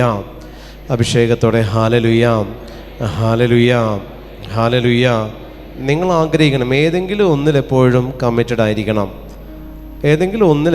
കമ്മിറ്റഡ് ആയിരിക്കണം. പ്രാർത്ഥന ഇല്ലാത്തൊരവസ്ഥ വരരുത്. അത് പേഴ്സണൽ ഇൻറ്റൻഷൻ അല്ല ഞാൻ പറഞ്ഞത്. ഒരു കാലഘട്ടത്തിലേക്ക് നിങ്ങൾ ക്യാൻസർ രോഗികൾക്ക് വേണ്ടി പ്രാർത്ഥിച്ച അടുത്ത കാലഘട്ടത്തിലേക്ക് കുഞ്ഞുങ്ങളില്ലാത്ത ദമ്പതികൾക്ക് വേണ്ടിയിട്ട്, വിവാഹപ്രായമായിട്ട് വിവാഹം നടക്കാത്തവർക്ക് വേണ്ടിയിട്ട് നിങ്ങളിരുന്ന് നിങ്ങളുടെ പ്രാർത്ഥനകൾ കാഴ്ചവെച്ചുകൊണ്ടിരിക്കുക. ആരെങ്കിലും എവിടെയെങ്കിലുമൊക്കെ കല്യാണം കഴിക്കുന്നത് നിങ്ങളുടെ പ്രാർത്ഥന കൊണ്ടായിരിക്കും. ഏതെങ്കിലും ദമ്പതികൾക്ക് കർത്താവ് കുഞ്ഞുങ്ങളെ കൊടുക്കാൻ നിങ്ങളുടെ പ്രാർത്ഥനയെ അവിടെ നിന്ന് സ്വീകരിക്കും. ഇങ്ങനെ നിങ്ങൾ അനേകർക്ക് വേണ്ടി ജീവിക്കുമ്പോൾ ഇതിൻ്റെ ഔട്ട്പുട്ട് നിങ്ങളുടെ കുഞ്ഞുങ്ങൾക്ക്, നിങ്ങളുടെ വിവാഹം കഴിഞ്ഞ മക്കൾക്ക് കർത്താവിന് കൊടുക്കാനായിട്ട് പറ്റും. ഹല്ലേലൂയ. അഭിഷേകത്തോടെ ഹല്ലേലൂയ, ഹല്ലേലൂയ. ഈ മാതാപിതാക്കൾ മക്കളെ വിട്ടു പോകുന്ന ഒരു തലമുണ്ട്. പിന്നീട് അങ്ങോട്ട് ഞാൻ ഇന്നലെ പറഞ്ഞതുപോലെ മാതാപിതാക്കളെ മക്കൾ വളർത്താൻ തുടങ്ങണം. അതാണ് അവരുടെ ഒരു 60s പ്രവേശിക്കും. 61 മുതൽ അങ്ങോട്ട് ഈ മാതാപിതാക്കളെ മക്കളാണ് ഏറ്റെടുക്കേണ്ടത്. വളർത്തണം മരണം വരെ. പിന്നെ ഈ മക്കൾ ഈ മാതാപിതാക്കളെ വളർത്താൻ തുടങ്ങുക അങ്ങോട്ട്. കാരണം നല്ല മരണം കിട്ടുക എന്ന് പറഞ്ഞാൽ ആ തലമുറ വഴി ഇങ്ങോട്ട് കിട്ടിയതെല്ലാം അപ്പൻ അമ്മ മരണസമയത്തോടുകൂടെ മക്കളിലേക്ക് വരാതെ അവർ സ്വർഗത്തിലേക്ക് തിരിച്ച് കാഴ്ച വെക്കണം. അതിന് വേണ്ടിയിട്ട് പിന്നീട് അങ്ങോട്ടുള്ള കാലഘട്ടം മക്കൾ മാതാപിതാക്കളെ വളർത്തുന്ന കാലഘട്ടമാണ്. മക്കൾ മാതാപിതാക്കളെ വളർത്തി അവളെ നല്ല നിലയിലെത്തിക്കണം. മീൻസ് സ്വർഗം എന്ന് പറയുന്ന നല്ല നിലയിലേക്ക് എത്തിക്കേണ്ട ഡ്യൂട്ടി തിരിച്ച് മക്കളിലേക്ക് എത്തി. ഇതൊരു സർക്കിളാണ്. ഈ സർക്കിൾ ചുറ്റിക്കൊണ്ട് പോവുകയാണെങ്കിൽ ഒരുവിധപ്പെട്ട വിശ്വാസികളൊന്നും നമ്മുടെ വ്യക്തി ജീവിതത്തിലേക്ക് വരില്ല. ആമേൻ. ഹല്ലേലൂയ, ഹല്ലേലൂയ, ഹല്ലേലൂയ, ഹല്ലേലൂയ, ഹല്ലേലൂയ. പിന്നെ ഈ കാലഘട്ടത്തിൽ നമ്മൾ ശ്രദ്ധിക്കേണ്ട മറ്റൊരു സംഭവമാണ് ലവ് ജിഹാദ് എന്ന് പറയുന്ന സ്പിരിറ്റ്. അതുകൊണ്ട് പ്രിയപ്പെട്ട ദൈവജനമേ, നിങ്ങളെ സ്നേഹിക്കുന്ന കർത്താവ് ഈശോമിശിഹായും അവനെ നമുക്ക് കാണിച്ചു തന്ന മാതാപിതാക്കളും അവരിലൂടെ നമ്മൾ കെട്ടിയ ഭർത്താവ് ഭാര്യയോ ഇത്രയും മതി പ്രിയപ്പെട്ട. ഈ സർക്കിൾ ഭേദിക്കാൻ ഒരു പിശാചിനെയും ഒരു അരൂപി ഒരു ജിഹാദിയെയും നിങ്ങൾ അനുവദിക്കാൻ പാടില്ല. അതിനാവശ്യമായിട്ടുള്ള വ്യക്തിത്വത്തെ നിങ്ങൾ രൂപപ്പെടുത്തുന്നതാണ് പാപത്തെ ഒഴിവാക്കിയുള്ള ജീവിതം എന്ന് പറയുന്നത്. ആമേൻ. ഹല്ലേലൂയ. അഭിഷേകത്തോടെ ഹല്ലേലൂയ, ഹല്ലേലൂയ, ഹല്ലേലൂയ, ഹല്ലേലൂയ. നമ്മളൊരു പാപം ചെയ്തു. ഞാൻ പറഞ്ഞില്ലേ, ഒരു അക്രൈസ്തവനോടൊത്ത് ഞാൻ പാപം ചെയ്തു, അക്രൈസ്തവയോടൊത്ത് ഞാൻ പാപം ചെയ്തു. ഈ അക്രൈസ്തവ ആരാധിക്കുന്ന വിഗ്രഹങ്ങളുടെ മുഴുവൻ അരൂപിയാണ് ആ സെക്ഷൽ റിലേഷനിൽ ഞാൻ ഒപ്പിയെടുക്കുന്നത്. നാളെ എൻ്റെ മക്കൾ ട്യൂമറും ക്യാൻസറും ഇല്ലാത്ത രോഗപീഠം മുഴുവൻ അനുഭവിക്കാൻ ഞാൻ ചെയ്ത പാപം മതി, അത് അവരിലേക്ക് പ്രവേശിക്കും. എൻ്റെ പാപം എന്നിൽ അവസാനിക്കുന്നതല്ല, എന്നിൽ തുടങ്ങിയിട്ടേ ഉള്ളൂ. തലമുറ മാറും. അത് എൻ്റെ പാപം എന്നിൽ അവസാനിച്ച പാപമല്ല. ഞാൻ മദ്യപിച്ചിട്ടുണ്ടോ? ഞാൻ മദ്യത്തിൻ്റെ അരൂപിയിലാണോ? ഈ അരൂപി മദ്യം എന്ന് പറയുന്ന അരൂപി മദ്യം മാത്രമല്ല, അലസതയുണ്ട്, തൊഴിൽ എടുക്കാനുള്ള മടി, എടുത്താൽ വിജയിക്കില്ല, ചെയ്യുന്ന ജോലി ഇട്ടിട്ട് പോകുന്നത്, തെറ്റായ ബന്ധങ്ങൾ സ്ഥാപിക്കപ്പെടുന്നത്, തെറ്റായ ശീലങ്ങൾ, അസഭ്യം പറയുന്ന നാവുകൾ, അശ്ലീലത നിറഞ്ഞ അശ്ലീല ചൊവ്വയുള്ള സംസാരങ്ങൾ, ഇതെല്ലാം മദ്യം എന്ന് പറയുന്ന അരൂപി തരുന്ന അതിൻ്റെ എന്താ പറയുക ഒരു സബ്സ്റ്റേഷനുകളാണ്. ഇതെല്ലാം ഉണ്ട്. മദ്യം എന്ന് പറയുന്നത് മെയിൻ ക്യാരക്ടർ മാത്രമാണ്. ഇതുപോലെ ഒരു പാപത്തിന് ആ പാപത്തിൻ്റെ സ്വഭാവം മാത്രമല്ല, അതിൻ്റെ മറ്റു പല വക സ്വഭാവ രൂപങ്ങളും ഉണ്ട്. മനസ്സിലാക്കാൻ പറ്റണം പ്രിയപ്പെട്ടവരെ. വ്യഭിചാരം ഒരു തവണ ചെയ്ത വ്യക്തിക്ക് സ്വയംഭോഗം പാപമായിട്ട് തോന്നില്ല. വ്യഭിചാരം ഒരു തവണ ചെയ്ത വ്യക്തിക്ക് സ്വർഗഭോഗം പാപമല്ല, അതിന് മൃഗഭോഗം പാപമല്ല, അതിന് പോണോഗ്രഫി ഫോണിക്കേഷനും പാപമായിട്ട് തോന്നില്ല. കാരണം ഹൈ റാങ്കിങ് സ്പിരിറ്റ് ഓൾറെഡി അതിൻ്റെ അണ്ടറിൽ ഇതിനെ കൊണ്ടുവന്നിരുത്തിയിട്ടുണ്ട്. ബാക്കി ഇതെല്ലാം അതിൻ്റെ വകഭേദങ്ങളായിട്ടുള്ള പാപങ്ങളായതുകൊണ്ട് ഇതൊന്നും പാപമായിട്ട് തോന്നില്ല. പകരം ഇതെല്ലാം ഞാൻ ചെയ്തതിൽ എന്താ തെറ്റ്, ഇത് ആർഗ്യുമെൻ്റ് നിരത്തും നമുക്ക് മുന്നിൽ. ചെയ്യുന്നത് തെറ്റാണ്, സമ്മതിച്ച് തരാത്തതാണ് ഏറ്റവും വലിയ പൈശാചിക പീഡയുടെ ആദ്യത്തെ ലക്ഷണം പ്രിയപ്പെട്ടവരെ. അതുകൊണ്ട് പാപം എന്ന് പറഞ്ഞുകൊണ്ട് നിങ്ങളതിനെ എഴുതി തള്ളാനോ കുമ്പസാരത്തിൽ ഏറ്റു പറഞ്ഞ് നോക്കിയാണെന്ന് പറയാനോ പറ്റില്ല. കുമ്പസാരത്തിൽ ഏറ്റു പറഞ്ഞാൽ മേലിൽ ചെയ്യാത്ത പാപമൊന്ന് ഉറപ്പുണ്ടാകണം. ഒന്ന്, ചെയ്ത പാപം പാപമാണെന്ന് ഉറപ്പിച്ച് ഏറ്റു പറയാൻ പറ്റണം. സാധ്യതാ പാപങ്ങളൊന്നും പറയേണ്ട സ്ഥലമല്ല കുമ്പസാരക്കൂട്. ചെയ്തത് അതിൻ്റെ ഗൗരവം കുറച്ച് പറയേണ്ട സ്ഥലവുമല്ല കുമ്പസാരക്കൂട്. കുമ്പസാരക്കൂട്ടിൽ ഞാൻ പാപം ചെയ്യും തോന്നി ഇത് പറയരുത്. തോട്ട്സ് എനിക്ക് വരുന്നുണ്ട്, അത് ഞാൻ സ്ട്രഗിൾ ചെയ്യുന്നുണ്ട്, ഇത് കുമ്പസാരക്കുട്ടി പറയേണ്ട കാര്യമല്ല. അത് പിശാചിന് നീ വീണ്ടും അവസരം കൊടുക്കുക. ഞാൻ തോട്ട്സിലൂടെ ദൈവത്തെ നിന്ദിച്ചു പാപം ചെയ്തു, അത് തന്നെ പറയണം. കാരണം തോട്ട്സ് വന്നവള് അതിനെ താലോലിച്ചവളുമാണ്. അത് പാപം തന്നെയാണ്. പാപത്തിന് രണ്ട് അവസ്ഥകളാണ്, ഒന്ന് ശാരീരികവും ഒന്ന് മാനസികവുമായിട്ടുള്ള തലമുണ്ട്. മാനസികമായിട്ടുള്ള തലത്തിൽ നീ ചെയ്യുന്ന പാപങ്ങൾ എന്ന് പറഞ്ഞാൽ നിൻ്റെ ശരീരം ചെയ്യാൻ പറ്റാത്തിടത്ത് നീ മനസ്സുകൊണ്ട് ചെയ്യുന്നതാണ് മാനസിക തലത്തിലുള്ള നിൻ്റെ പാപത്തിൻ്റെ മേഖലകൾ. അതും ഒരിക്കലും കാഠിന്യം കുറഞ്ഞതെന്ന് പറയരുത്. പാപം ചെയ്തത് സ്റ്റാമ്പ് ചെയ്യുന്നത് മാത്രമാണ് നിൻ്റെ ശരീരം. ബാക്കിയുള്ളത് കംപ്ലീറ്റ്, എൻ്റെ പ്രോസസ്സ് കംപ്ലീറ്റ് നിൻ്റെ മനസ്സിനും ഹൃദയത്തിലുമായിട്ട് നീ നടത്തി കഴിഞ്ഞു. പിന്നെ അത് ക്ലിയർ ചെയ്ത് ഇങ്ങനെയാണെന്ന് സ്പെസിഫൈ ചെയ്ത് സ്റ്റാമ്പ് ചെയ്തത് മാത്രമേ നിൻ്റെ ഫിസിക്കൽ ബോഡി ചെയ്യുന്നുള്ളൂ. ആദ്യത്തേത് നിൻ്റെ മനസ്സിലും ഹൃദയത്തിലും നീ ചെയ്ത് കഴിഞ്ഞതാണ്. അതുകൊണ്ടാണ് ഞാൻ പറഞ്ഞത്, ഒരു പാപം നിങ്ങൾ പ്രോഗ്രാം ചെയ്യാൻ തുടങ്ങുന്ന കാലഘട്ടം മുഴുവൻ നിങ്ങൾ അവൻ്റെ അണ്ടറിലാണ്. ഈ കാലഘട്ടത്തിൽ ചിലപ്പോൾ ഇന്ന് പ്ലാൻ ചെയ്ത് ചിലപ്പോൾ ഒരു 3 മാസം കഴിയുമ്പോഴായിരിക്കും ഈ പാപത്തിലേക്ക് നിങ്ങൾ പ്രവേശിക്കുന്നത്. പക്ഷേ ഈ 3 മാസക്കാലം ഈ താല്പര്യത്തിന് നിന്നെ കൊണ്ടുപോകാൻ ഈ അരൂപിക്ക് പറ്റും. ഒരു കൊലപാതകത്തിലേക്ക് എത്തുന്ന ഒറ്റ ദിവസം കൊണ്ടല്ല. ഈ വെറുപ്പ് ഫോം ചെയ്ത്, ഈ അഹങ്കാരം ഫോം ചെയ്ത് അതിനെ കൊല്ലാനായിട്ടുള്ള താല്പര്യങ്ങളും അതിനെ കൊല്ലാനുള്ള കാരണങ്ങളും കാര്യങ്ങളും ഒക്കെ ഉണ്ടാക്കിയെടുത്ത് അതിനാവശ്യമായിട്ടുള്ള സിറ്റുവേഷൻ ക്രിയേറ്റ് ചെയ്യുന്നത് വരെ ഇതിനെ കൊല്ലാനായിട്ട് നമ്മളിങ്ങനെ നോക്കിയിരിക്കുക, ഉന്നം പിടിച്ചിരിക്കുക. അപ്പോൾ ഇത്രയും മാസം ഈ വ്യക്തി ഏത് അരൂപിയുടെ കീഴിലാണ് വർക്ക് ചെയ്യുന്നത്? നിങ്ങൾ ആലോചിക്കേ. അപ്പോൾ ഒരു പാപം നിൻ്റെ ശരീരത്തിലേക്ക്, ആത്മാവിലേക്ക്, മനസ്സിലേക്ക്, ജീവിതത്തിലേക്ക് കടന്നു വരുമ്പോൾ ഈ അരൂപി ഇത്രയും നാൾ ഈ കൊലപാതകത്തിൻ്റെ അരൂപി എന്നിലുണ്ടെങ്കിൽ ഈ അരൂപി കൊലപാതകം മാത്രമായിട്ട് നിൽക്കുമോ? അഹങ്കാരത്തിൻ്റെ, അസൂയയുടെ, കൊതിയുടെ, മൂലപാപങ്ങളുടെ എല്ലാ തലങ്ങളും ഇതിങ്ങനെ എന്താ പറയുക, നമ്മളിൽ നിന്ന് പുറത്തേക്ക് പോയിക്കൊണ്ടിരിക്കുക. കുടുംബത്തിലുള്ളവരെല്ലാം ഇതിൻ്റെ വിഹിതം കൊണ്ട് ജീവിക്കും. നാളെ അവരിതിലും വലുത് ചെയ്യും. നാളെ വലിയ രോഗങ്ങൾ കുടുംബത്തിൽ വന്നാൽ നിങ്ങൾ അത്ഭുതപ്പെട്ടിട്ടൊരു കാര്യമില്ല. നാളെ നിങ്ങളുടെ മക്കൾ നിങ്ങൾക്കെതിരെ സംസാരിച്ചിട്ടുണ്ടോ? അത്ഭുതപ്പെട്ടിട്ടൊരു കാര്യമില്ല. നിങ്ങൾ എവിടെയെങ്കിലും ഒരു പിടിവള്ളി കണ്ടിട്ടാണ് ചില പാപങ്ങൾ നമ്മൾ ചെയ്യുന്നത്. ഇതുണ്ട്, അത് പോയാൽ എനിക്ക് കുഴപ്പമില്ല, ഈ ഒരു പിടിവള്ളി ഇതുണ്ടതുകൊണ്ട് കർത്താവ് വെട്ടിമുറിച്ചിടും. കർത്താവ് അതിനെ വെട്ടിമുറിച്ച് മാറ്റിയാൽ ആ പിടിവള്ളി നിനക്ക് നഷ്ടപ്പെടും. പിന്നെ ആ പാപം ചെയ്യുക നിന്നെക്കൊണ്ട് താല്പര്യം എടുപ്പിച്ച പിശാച് പോലും നിനക്ക് കൂട്ടിനുണ്ടാവത്തില്ല. പ്രിയപ്പെട്ട ദൈവജനമേ, അതുകൊണ്ട് സ്വന്തം കുരിശ് വഹിക്കണം. അത് നിൻ്റെ ഡ്യൂട്ടിയാണ്. ഈശോ അത് ഏറ്റെടുക്കില്ല. ഈശോ ഏറ്റെടുക്കുന്ന കുരിശുകൾ, സഹനത്തിൻ്റെ വിശുദ്ധ കുരിശുകൾ കർത്താവ് ഏറ്റെടുക്കും. നിൻ്റെ പാപം അവൻ ഓൾറെഡി കുരിശിൽ യാഗമായി കഴിഞ്ഞു മാറ്റിയതാണ്. രക്ഷ തന്നു കഴിഞ്ഞതാണ്. രക്ഷ നമുക്ക് കിട്ടിയതാണ്. ഈ രക്ഷയുടെ അനുഭവത്തെ നമ്മൾക്ക് സ്വീകരിച്ച അനുഭവത്തെ നമ്മൾ നിലനിർത്തേണ്ടത് നമ്മുടെ ആവശ്യമാണ് പ്രിയപ്പെട്ടവരെ. രക്ഷ കിട്ടിയതാണ് നമുക്ക്. കർത്താവ് കുരിശിൽ യാഗമായി സകല മനുഷ്യർക്കും വേണ്ടി അവൻ നമ്മുടെ പാപങ്ങൾ ഏറ്റെടുത്തു. നമ്മൾ ബോധപൂർവം ചെയ്യുന്ന പാപത്തെ കർത്താവെ ഞാൻ നാളെ ഈ പാപം ചെയ്യാൻ പോകണ്ട, നീ അത് ഏറ്റെടുത്തോ, പറയാൻ പറ്റില്ല. നീ തന്നെ ആ കുരിശ് വഹിക്കണം. ദൈവത്തെ അറിഞ്ഞതിന് ശേഷം ചെയ്യുന്നത് പാപമാണെന്നുള്ള വ്യക്തമായിട്ടുള്ള ബോധ്യം ഉണ്ടായിരിക്കെ നീ ചെയ്യുന്ന പാപങ്ങൾ ആ കുരിശ് നീ തന്നെ വഹിക്കണം. അതിൻ്റെ ആഫ്റ്റർ എഫക്റ്റ് നീ തന്നെ അനുഭവിക്കണം. അവിടെ ദൈവത്തിനൊന്നും ചെയ്യാൻ പറ്റില്ല. കർത്താവ് ഹെൽപ്ലെസ്സാണ്. കാരണം നീ അറിഞ്ഞുകൊണ്ട് ചെയ്തതാണ് ഇതെല്ലാം. അറിയാതെ പറ്റിപ്പോയി എന്ന ഏതെങ്കിലും പാപത്തിന് നമുക്ക് ഒരടിക്കുറിപ്പ് ചേർക്കാൻ പറ്റുമോ? പറ്റില്ല. എല്ലാ പാപങ്ങളും തികഞ്ഞ ബോധ്യത്തോടുകൂടി തന്നെ ചെയ്തത്. അയ്യോ അറിയാതെ പറ്റിപ്പോയെന്നൊരടിക്കുറിപ്പ് ഒരു പാപത്തിനും ചേർക്കാൻ പറ്റില്ല. കാരണം വ്യക്തമായിട്ടുള്ള ബോധ്യമുണ്ട്. ചെയ്യുന്ന പാപത്തിൻ്റെ ഗൗരവം നമുക്കറിയാം. അത് ഏത് റാങ്ക് വരെ എത്തുമെന്ന് നമുക്കറിയാം. അത് നമ്മുടെ കുടുംബത്തെ എങ്ങനെ ബാധിക്കുമെന്ന് നമുക്കറിയാം. ഇതെല്ലാം നമ്മൾ അറിഞ്ഞിരുന്ന് കൊണ്ട് തന്നെ ബോധപൂർവം ചെയ്യുന്ന പാപത്തിന് എന്തടിക്കുറിപ്പിട്ടാലും പ്രിയപ്പെട്ട ദൈവജനമേ, ആ പാപത്തിൻ്റെ അരൂപി നിൻ്റെ കുടുംബത്തിൽ നിന്ന് വിട്ടു പോകത്തില്ല. നീ അത് വെറുത്തുപേക്ഷിക്കുന്നത് വരെ ഈ അരൂപിക്ക് ചുറ്റും നിങ്ങളുടെ മക്കളും നിങ്ങളുടെ കുടുംബവും ഭാര്യയും ഭർത്താവും മാതാപിതാക്കളും സഹോദരങ്ങളെല്ലാം ആ ഒരു സർവൈലൻസിനകത്ത് കിടക്കും.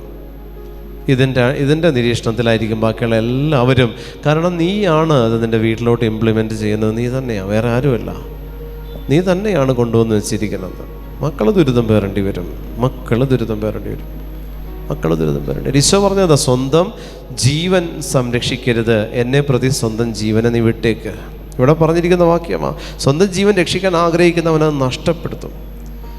പ്രിയപ്പെട്ട ദൈവജനം, ഈശോ നമുക്ക് തന്നിരിക്കുന്ന ജീവൻ്റെ ജീവൻ എന്ന് പറയുന്നത് നമ്മുടെ പരിശുദ്ധാത്മാവിൻ്റെ അഭിഷേകം എന്ന് പറയുന്നത് നമ്മുടെ വചനത്തിന് ആത്മാവും ജീവനുള്ള വചനം, ദൈവം നമുക്ക് നൽകിയിരിക്കുന്ന പരിശുദ്ധ കുർബാനയാകുന്നവൻ്റെ തിരുശരീര രക്തങ്ങൾ, ഇങ്ങനെ ദൈവം തന്നൊരു ജീവനുണ്ട്. നമുക്ക് ഏറ്റെടുക്കാൻ പറ്റിയില്ലെങ്കിൽ പ്രിയപ്പെട്ടവരെ, നിങ്ങൾ സങ്കടപ്പെട്ടിട്ട് ഒരു കാര്യമില്ല. ചില പാപങ്ങൾ നമ്മൾ ചെയ്ത് കഴിയുമ്പോൾ നോക്കിയോ, ചിലർക്ക് ജോലി നഷ്ടപ്പെടും. ചില പാപങ്ങൾ കഴിയുമ്പോൾ നല്ല രീതിയിൽ ജോലി ചെയ്തുകൊണ്ടിരിക്കുന്ന ഒരു കുടുംബം, അത്യാവശ്യം നല്ല സാലറി ഉണ്ട്, 6 സാലറി ഉള്ള ഒരു മകൻ, നല്ലൊരു കുടുംബം, ജോലി ചെയ്തുകൊണ്ടിരിക്കുക. പെട്ടെന്ന് ഇടക്കാലം വെച്ചിട്ട് അവൻ്റെ ജോലി ഒറ്റയടിക്ക് നഷ്ടപ്പെടുക. ജോലിയിൽ നിന്ന് കുറേ പേരെ ടെർമിനേറ്റ് ചെയ്തു. അതിലൊന്ന് ഇവനുമായിരുന്നു. ടെർമിനേറ്റ് ചെയ്ത് ജോലി വിട്ട് നാട്ടിൽ വന്നു. വിദേശത്തായിരുന്ന ഈ മകനും കുടുംബം നാട്ടിലെത്തി. പിന്നെ അവിടെ നിൽക്കാൻ പറ്റാത്ത അവസ്ഥയായി. ഇവൾ വന്നിട്ട് പറഞ്ഞു, ബ്രദറെ പ്രാർത്ഥിക്കണം, എനിക്കിങ്ങനെ ഞങ്ങളുടെ കുടുംബത്തിൽ എൻ്റെ ഭർത്താവ് ഇത്രയും നല്ല ജോലിയായിരുന്നു, ഈ ജോലി കണ്ട് ഞങ്ങൾ എടുത്തു വെച്ച ലോൺ, നാട്ടിലാണ് ലോൺ എടുത്തത്, ജോലി വിദേശത്താണ്, നാട്ടിലെത്തി തിരിച്ചടക്കാൻ വഴിയില്ല, ലോൺ ബാധ്യത കടബാധ്യതയായി, കടം ബാധ്യതയായി മാറ്റപ്പെട്ടു, തിരിച്ചടക്കാൻ സോഴ്സില്ല. നാട്ടിൽ വന്ന് ജോലി നോക്കിയിട്ട് ഇവന് ജോലി കിട്ടുന്നില്ല. അപ്പോൾ ഇവൻ ഇവളുടെ കൂടെ വന്നില്ല. ഞാൻ എനിക്ക് അവനെ കാണണം, നിങ്ങളോട് എനിക്കൊന്നും പറയാനില്ല. അവനെ കൊണ്ടുവന്നു. അവനോട് സംസാരിച്ചുകൊണ്ടിരിക്കുമ്പോൾ ഞാൻ ചോദിച്ചു, വ്യഭിചാരം ചെയ്തു. പക്ഷെ അതും ജോലിയുമായിട്ട് എന്താ ബന്ധം? അവൻ ചോദിച്ച ആദ്യത്തെ ചോദ്യം, അതും ജോലിയുമായിട്ട് എന്താ ബന്ധം? ഞാൻ ജോലിയിൽ കൃത്രിമം കാണിക്കുകയോ, ജോലിയിൽ ഞാൻ അലംഭാവം കാണിക്കുകയോ, ജോലിയിൽ ഞാൻ എന്തെങ്കിലും മറ്റുള്ളവരെ പറ്റിക്കുകയോ ചതിക്കുകയോ ഒന്നും ചെയ്തിട്ടില്ല. അവിടെ ഞാൻ മേടിക്കുന്ന സാലറിക്ക് ഇരട്ടി പണി എടുത്തിട്ടാണ് ഞാൻ ആ ജോലി ചെയ്തുകൊണ്ടിരുന്നത്. ഒരു തരത്തിലും ദൈവത്തിന് എന്നെ അവിടെ കുറ്റപ്പെടുത്താൻ പറ്റില്ല. ജോലിയിൽ ഞാനൊന്നും കാണിച്ചിട്ടില്ല. ഞാൻ ചോദിച്ചു, നീ വ്യഭിചാരം ചെയ്തത് പുറത്തുനിന്ന് വന്ന ഒരു സ്ത്രീ ആയിട്ടല്ലല്ലോ, നിൻ്റെ കമ്പനിയിൽ വർക്ക് ചെയ്യുന്ന നിൻ്റെ സുപ്പീരിയറുമായിട്ടും അല്ല നീ ചെയ്തത്. അത് പരിശുദ്ധാത്മാവിനെ വെളിപ്പെടുത്തുന്നപ്പോഴാണ് ഞാൻ ചോദിച്ചത്. അതെ, ചെയ്തിട്ടുണ്ട്. അപ്പോൾ പിന്നെ ഞാൻ ചോദിച്ചു, പിന്നെ നിനക്കിനി വേറെ എന്താ, നിനക്കിനി തെളിവ് വേണ്ട? നിനക്കിനി എന്താ തെളിവ് വേണ്ട? തെളിവ് വേണോ? നിനക്കിനി വേറെ തെളിവ് വേണോ? വ്യഭിചാരം ചെയ്ത പാപം അവന് ജോലി നഷ്ടപ്പെടുന്നത് എങ്ങനെയാണ്? അപ്പോൾ ഈ പാപം മാത്രമായിട്ടാണോ അവനിൽ പ്രവർത്തിച്ചത്? ഒരു പാപമായിട്ടൊന്നും നിൽക്കില്ല പ്രിയപ്പെട്ടവരെ. ഞാൻ പറഞ്ഞില്ലേ, ഈ പാപം ചെയ്യിപ്പിച്ച രൂപി നിൻ്റെ ശരീരത്തിൽ എവിടെ വേണമെങ്കിലും അതിന് സ്വാധീനം ചെലുത്താം. നിൻ്റെ കിഡ്നിയിലോ ലിവറിലോ നിൻ്റെ ഹാർട്ടിലോ ബ്രെയിനിലോ എവിടെ വേണമെങ്കിലും അത് കയറിയിരിക്കും. ഇഷ്ടമുള്ളിടത്ത് കയറി. നിൻ്റെ സമ്പത്തിൽ, നിൻ്റെ സമാധാനത്തിൽ, വ്യക്തിബന്ധങ്ങളിൽ, കുടുംബ ബന്ധങ്ങളിൽ, എവിടെ വേണമെങ്കിലും ആ സ്പിരിറ്റിന് മാനിഫെസ്റ്റ് ചെയ്യാൻ പറ്റും. അത് ചാർജ് എടുത്തു കഴിഞ്ഞാൽ അത് നിർമൂല നാശമാക്കുന്നത് വരെ അവിടം വിട്ടു പോകില്ല. അതുകൊണ്ട് പാപം തന്നെയാണ്. ഞാനത് ഡൈല്യൂട്ട് ചെയ്തൊന്നും പറയാൻ തീരുമാനിച്ചിട്ടില്ല. ഉള്ളതുപോലെ തന്നെ പറയും. നിങ്ങൾക്കത് സ്വീകരിക്കാൻ പറ്റും, നിങ്ങൾ സ്വീകരിച്ചിട്ട് പാപത്തിൽ നിന്ന് പുറത്തു വരാൻ നിങ്ങൾ തീരുമാനം എടുത്തില്ലേ, ഒരു ധ്യാനവും നിങ്ങൾക്ക് ഹെൽപ്ഫുൾ ആവില്ല.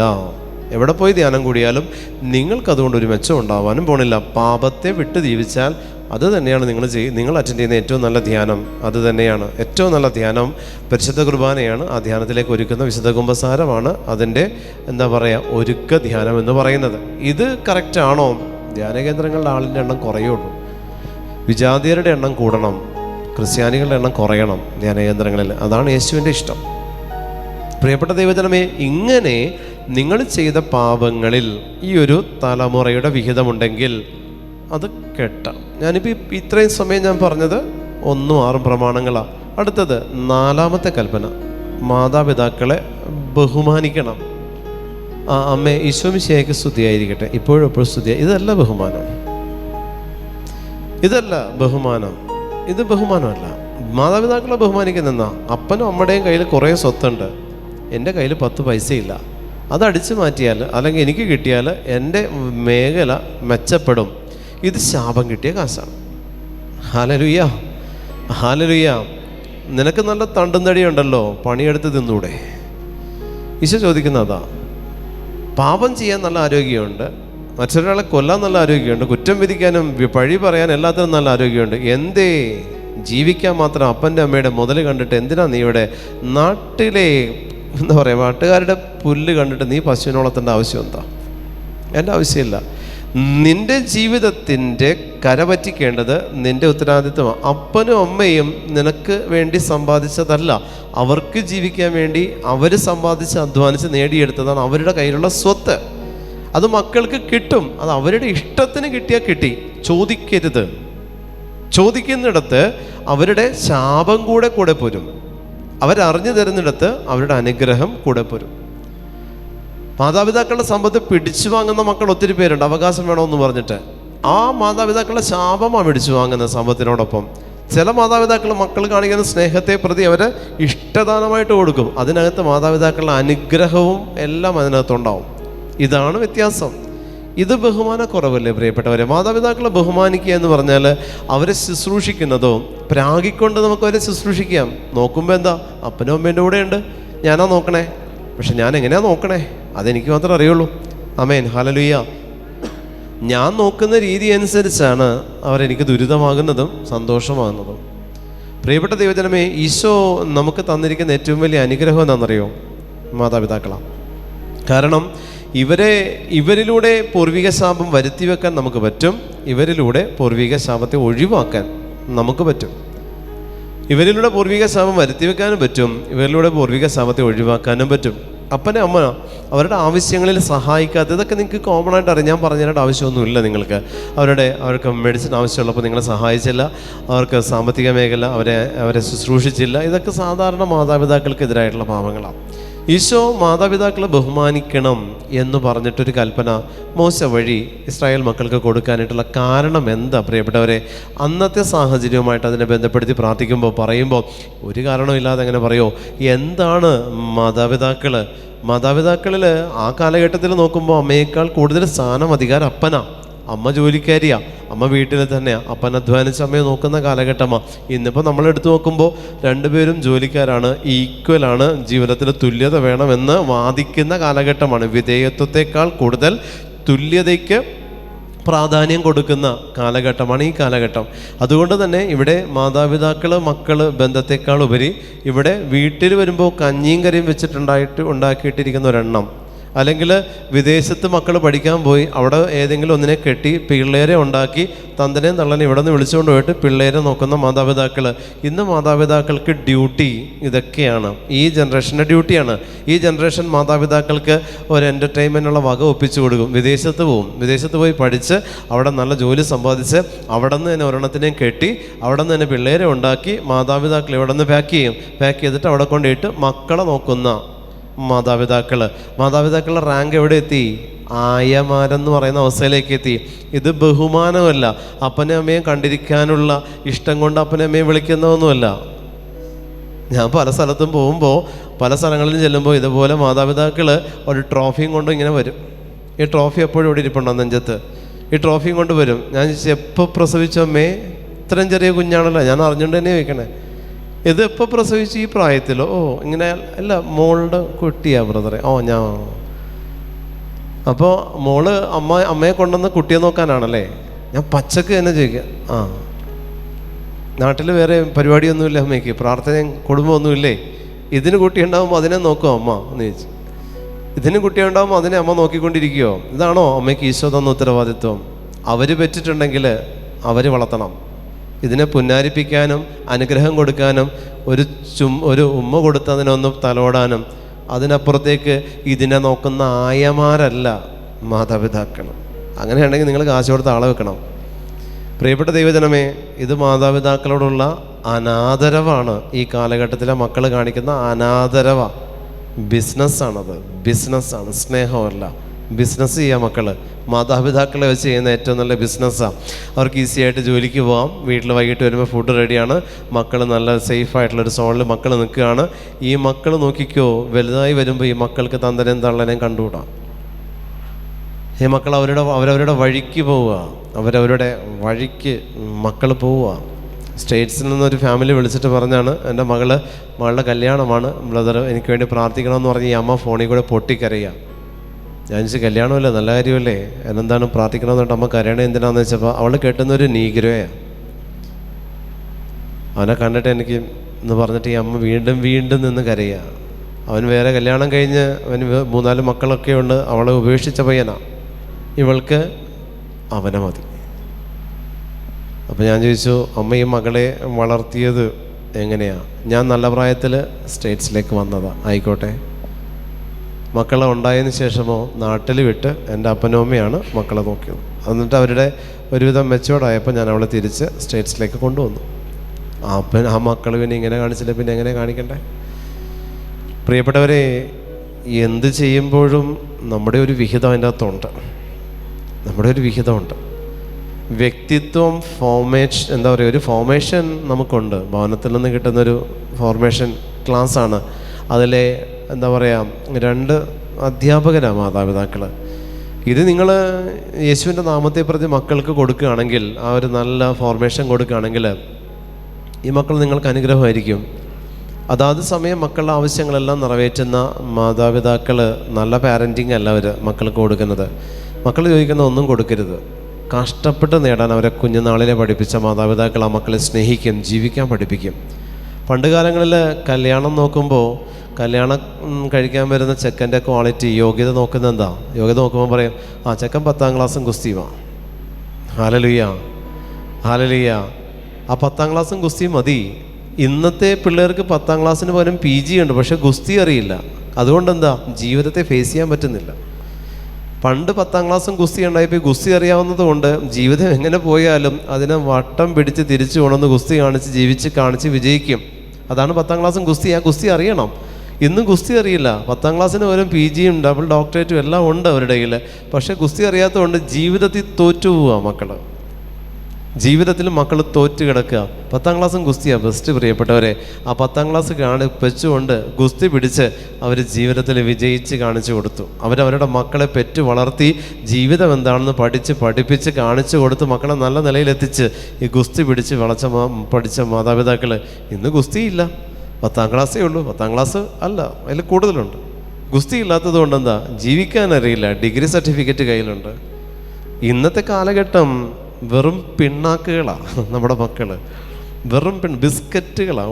ഒടിയും അത്രയേ ഉള്ളൂ. വെറും ബിസ്ക്കറ്റുകളാണ്. കരയിപ്പിച്ച കരയും, തല്ലിയാലും കൊള്ളും.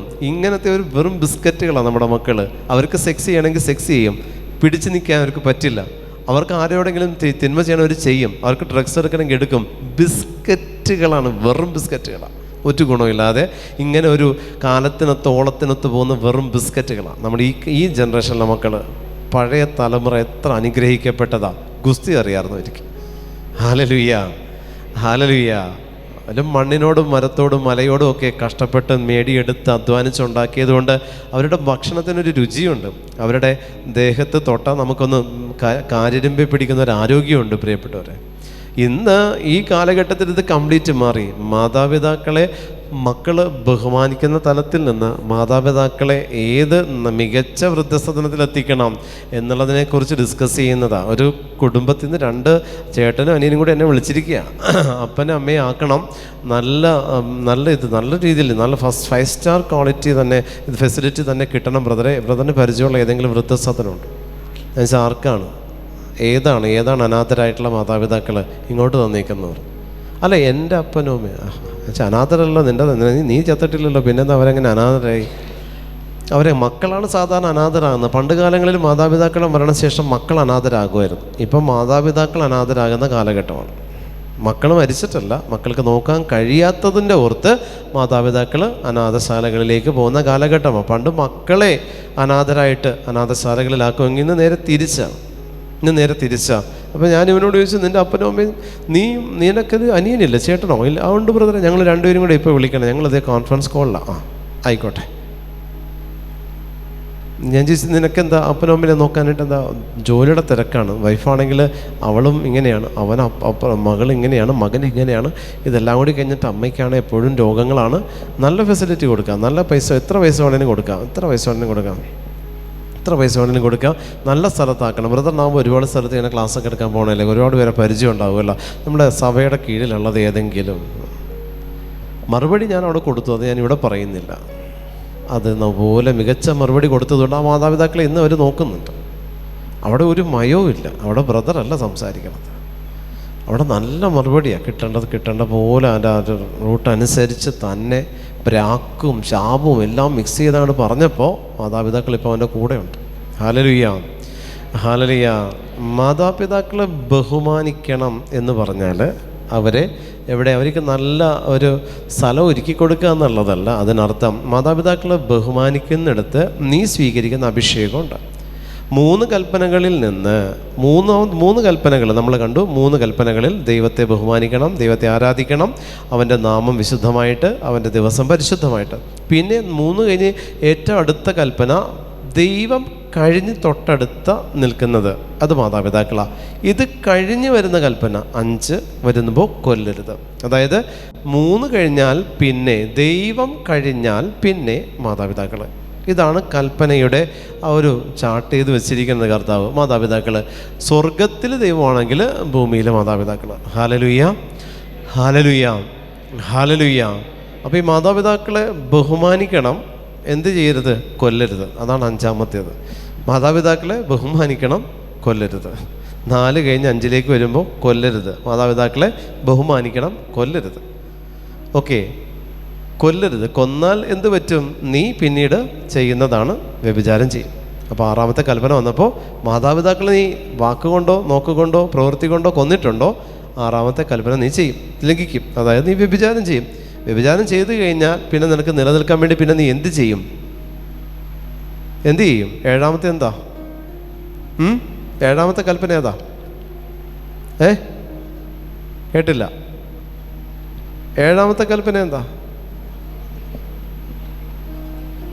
മോഷ്ടിക്കരുത്. എന്ത് മോഷ്ടിക്കും? നിലനിൽപ്പിന് വേണ്ടിയിട്ട്.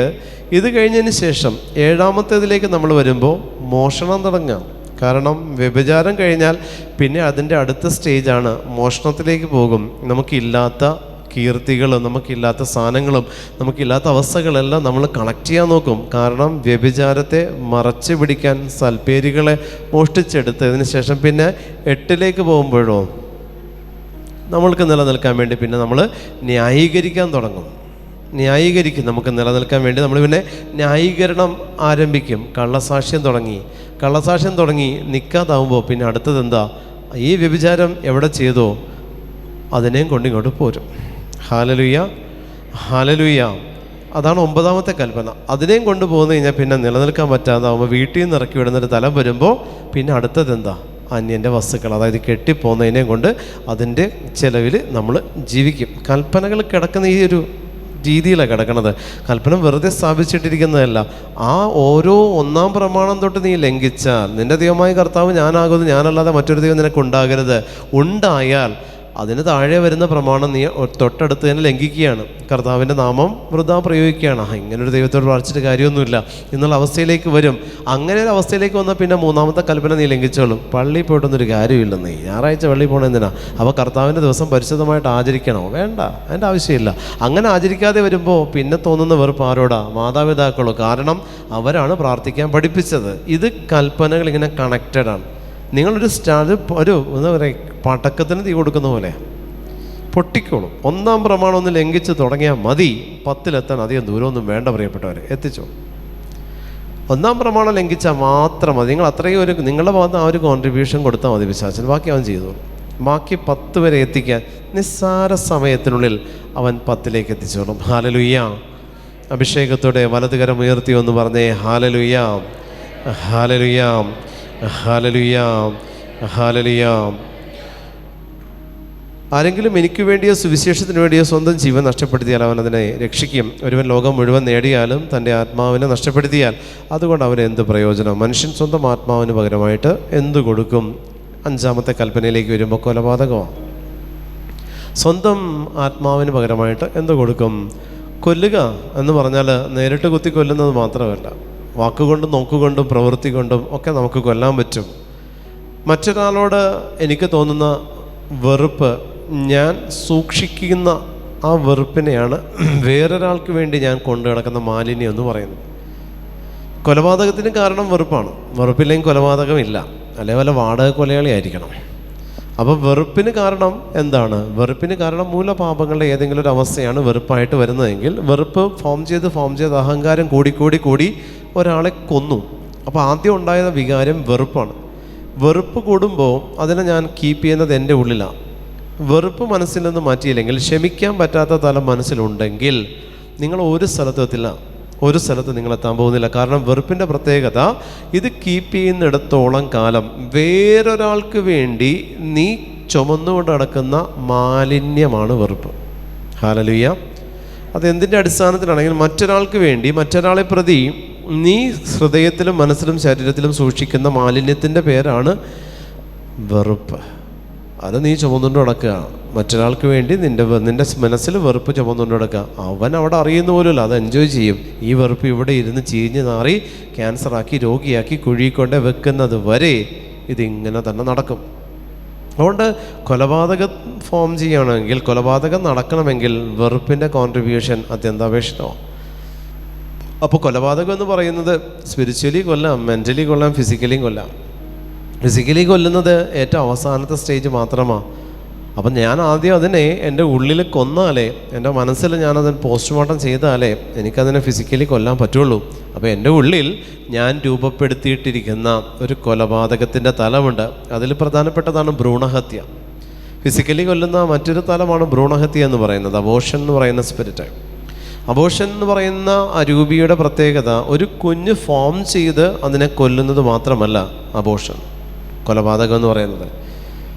നമ്മൾ കോണ്ടാക്ട് ചെയ്ത ഒരു കുഞ്ഞ് ആകാതിരിക്കാൻ വേണ്ടി എടുക്കുന്ന പിൽസും അബോർഷൻ്റെ ലിസ്റ്റിൽ പെടുന്നതാണ്. ഹല്ലേലൂയ, ഹല്ലേലൂയ, ഹല്ലേലൂയ. തെറ്റ് നടന്നു, ഈ തെറ്റ് തെളിവ് വരാതിരിക്കാൻ, കുഞ്ഞാകാതിരിക്കാൻ ഞാൻ എടുത്തൊരു ടാബ്ലറ്റ്, ഒരു പിൽസ് എടുക്കുക, അബോർഷനാണ്. അബോർഷൻ ഈക്വൽ ടു അബോർഷൻ, ഒരു വ്യത്യാസമില്ല. കൊന്നു, അതിനെ, ആ ഭ്രൂണത്തെ കൊന്നു. അബോർഷൻ തന്നെയാണ്. കുഞ്ഞ് ഫോമായി അതിനെ കൊല്ലുന്ന രീതിയുണ്ട് അബോർഷൻ. അതാണ് ശരിക്കും അബോർഷൻ നമ്മൾ പറയുന്നത്. പക്ഷെ ഇതും സ്വർഗത്തിൻ്റെ ഹിതപ്രകാരം ഇതും അബോർഷൻ തന്നെ. സ്വർഗഹിതപ്രകാരം, മെഡിക്കൽ സയൻസ് എന്ത് പറയുന്നു എനിക്കറിയില്ല. കർത്താവ് പറയുന്നത് പിൽസ് എടുക്കുന്ന ദൈവഹിതം, നമ്മുടെ രീതി അനുസരിച്ച് തെറ്റാണ്. അതെടുത്തിട്ടുണ്ടോ അബോർഷൻ, എടുപ്പിച്ചിട്ടുണ്ടോ അബോർഷനാണ്. നാളെ നമ്മുടെ മക്കളിൽ അതിൻ്റെ ബാക്കി പറയാൻ ബുദ്ധിമുട്ടുള്ള കുറേ കാര്യങ്ങളുണ്ട്. അതിലേക്ക് വരും മക്കൾ. പബ്ലിക്കായിട്ട് പറയാൻ ബുദ്ധിമുട്ടുള്ള ഒത്തിരി കാര്യങ്ങളുണ്ട്. അതുകൊണ്ട് ഞാൻ അതിലേക്കൊന്നും പറയുന്നില്ല. ആഫ്റ്റർ എഫക്റ്റ് ഒത്തിരി ഉണ്ട്. അതെല്ലാം പറഞ്ഞാൽ നിങ്ങൾ വിചാരിക്കാൻ നുണ പറയാൻ. നുണയൊന്നും പറഞ്ഞിട്ടില്ല. ഇവിടെ പറഞ്ഞാൽ ഒരു നുണയില്ല.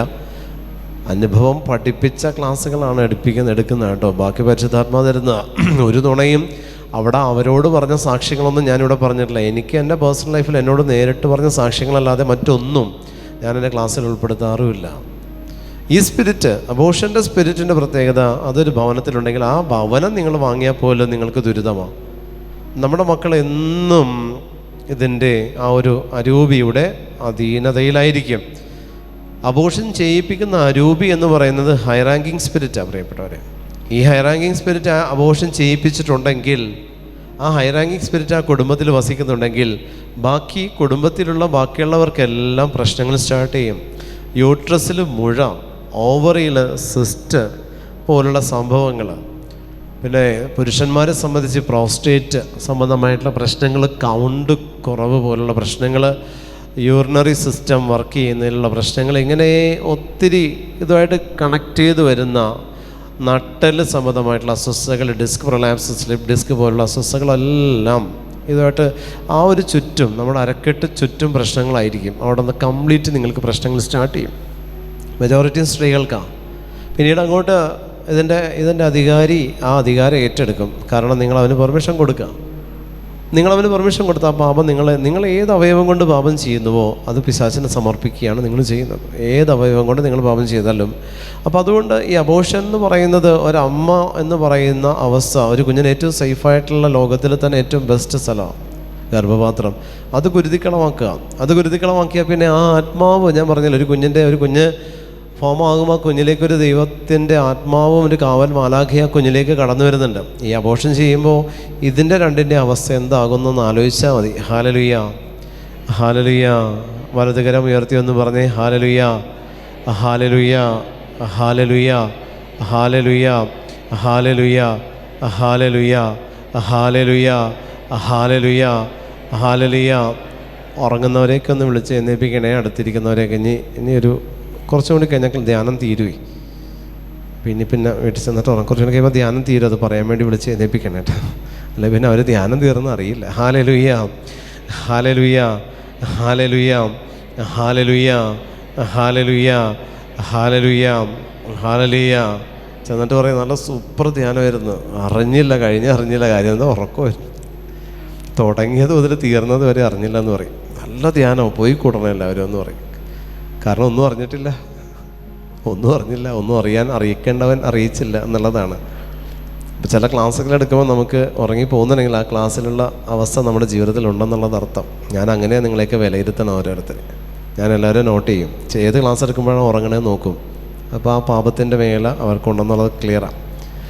പ്രിയപ്പെട്ട ദൈവജനമേ, ഈ ഒരു സ്പിരിറ്റ് നമ്മളിൽ ഉണ്ടെങ്കിൽ, ഈ ഒരു അരൂപി നമ്മളിലുണ്ടെങ്കിൽ, ഇത് ഞാൻ പറഞ്ഞില്ലേ നമ്മളിൽ മാത്രമായിട്ട് നിലനിൽക്കില്ല, ഇത് നിലനിൽക്കില്ല. അതവിടെ അങ്ങനെ നിൽക്കും. അപ്പോൾ ഈ ഹൈ റാങ്കിങ് സ്പിരിറ്റ്, അബോർഷൻ എന്ന് പറയുന്ന അരൂപി, അതിൻ്റെ മറ്റു പല വക ഭേദങ്ങളുണ്ട്. അതിലേക്ക് ഞാൻ പോകുന്നില്ല. അത് ആത്മീയ മേഖലയിൽ നിങ്ങൾ അറിയേണ്ട കാര്യങ്ങളല്ല. ശുശ്രൂഷകരുടെ ധ്യാനത്തിന് പറയാറുണ്ട്. അതുമായിട്ട് ബന്ധപ്പെട്ട് വരുന്ന ചാർജ് എടുക്കുന്ന, ഫോം ചെയ്യുന്ന കുറേ പ്രശ്നങ്ങളുണ്ട്. നിങ്ങളുടെ വീട്ടിൽ ഏതെങ്കിലും ഒരു പൈശാചിക സ്വാധീനം ഉണ്ടെങ്കിൽ, നിലനിൽക്കുന്നുണ്ടെങ്കിൽ, നിങ്ങൾക്ക് ഉറപ്പിക്കാൻ പറ്റുന്നത് എങ്ങനെയാണെന്ന് പറയുന്നത്, നിങ്ങളുടെ ഇലക്ട്രോണിക്സ് സിസ്റ്റം ഒന്നും നിൽക്കില്ല, എല്ലാം അടിച്ചു. ഇലക്ട്രോണിക്കലി വർക്ക് ചെയ്യേണ്ടതൊന്നും വർക്ക് ചെയ്യത്തില്ല. നിങ്ങളുടെ AC, നിങ്ങളുടെ TV, നിങ്ങളുടെ കമ്പ്യൂട്ടർ, നിങ്ങളുടെ മോണിറ്റർ, ഇതെല്ലാം പട്ടാന്നും പറഞ്ഞിങ്ങനെ പൊട്ടിക്കൊണ്ടിരിക്കും. മീൻസ് എല്ലാം കംപ്ലൈൻ്റ് ആയിരിക്കും. പ്രത്യേകിച്ച് ഇപ്പോഴത്തെ ഈ ബാറ്ററി വണ്ടി, കാറ്, ബൈക്കൊക്കെ ഇപ്പോൾ ബാറ്ററി ഇലക്ട്രിക് ആണല്ലോ.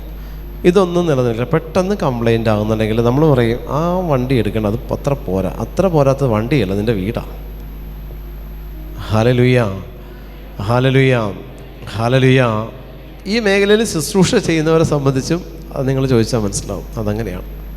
ഇലക്ട്രിക്കൽ ഐറ്റംസ് നിൽക്കില്ല. ചില ഡെലിവറൻസ് മിനിസ്റ്റർ കഴിഞ്ഞ് വീട്ടിലെത്തുമ്പോൾ അത് പോയിട്ടുണ്ട്, വൈഫ് പറയും ഇത് പോയിട്ടുണ്ട് കേട്ടോ, ഇന്നെവിടെയായിരുന്നു ശുശ്രൂഷ, ഇന്നിവിടെയായിരുന്നു. ചില ഗൂഗിൾ മീറ്റ് ചെയ്യുന്ന സമയത്ത് ചില നാമത്തിൽ ബന്ധിക്കുന്നു, സിസ്റ്റം പോയി, ലാപ്ടോപ്പ് പോയി. ഇപ്പോൾ ഈ കഴിഞ്ഞ 2 ആഴ്ച മുമ്പ് ലാപ്ടോപ്പ് പോയി. ഗൂഗിൾ മീറ്റ് ചെയ്യുന്ന സമയത്ത് ആ ബാച്ചിനെ ബന്ധിച്ചതാണ്, പക്ഷെ നാമത്തിൽ ബന്ധിച്ച് കഴിഞ്ഞ് പിന്നെ നോക്കിയപ്പോൾ കുത്തിയിട്ട് അനങ്ങണില്ല, പിന്നെ കുത്തി നോക്കി അനങ്ങുന്നില്ല. അപ്പോൾ അത് പോയി.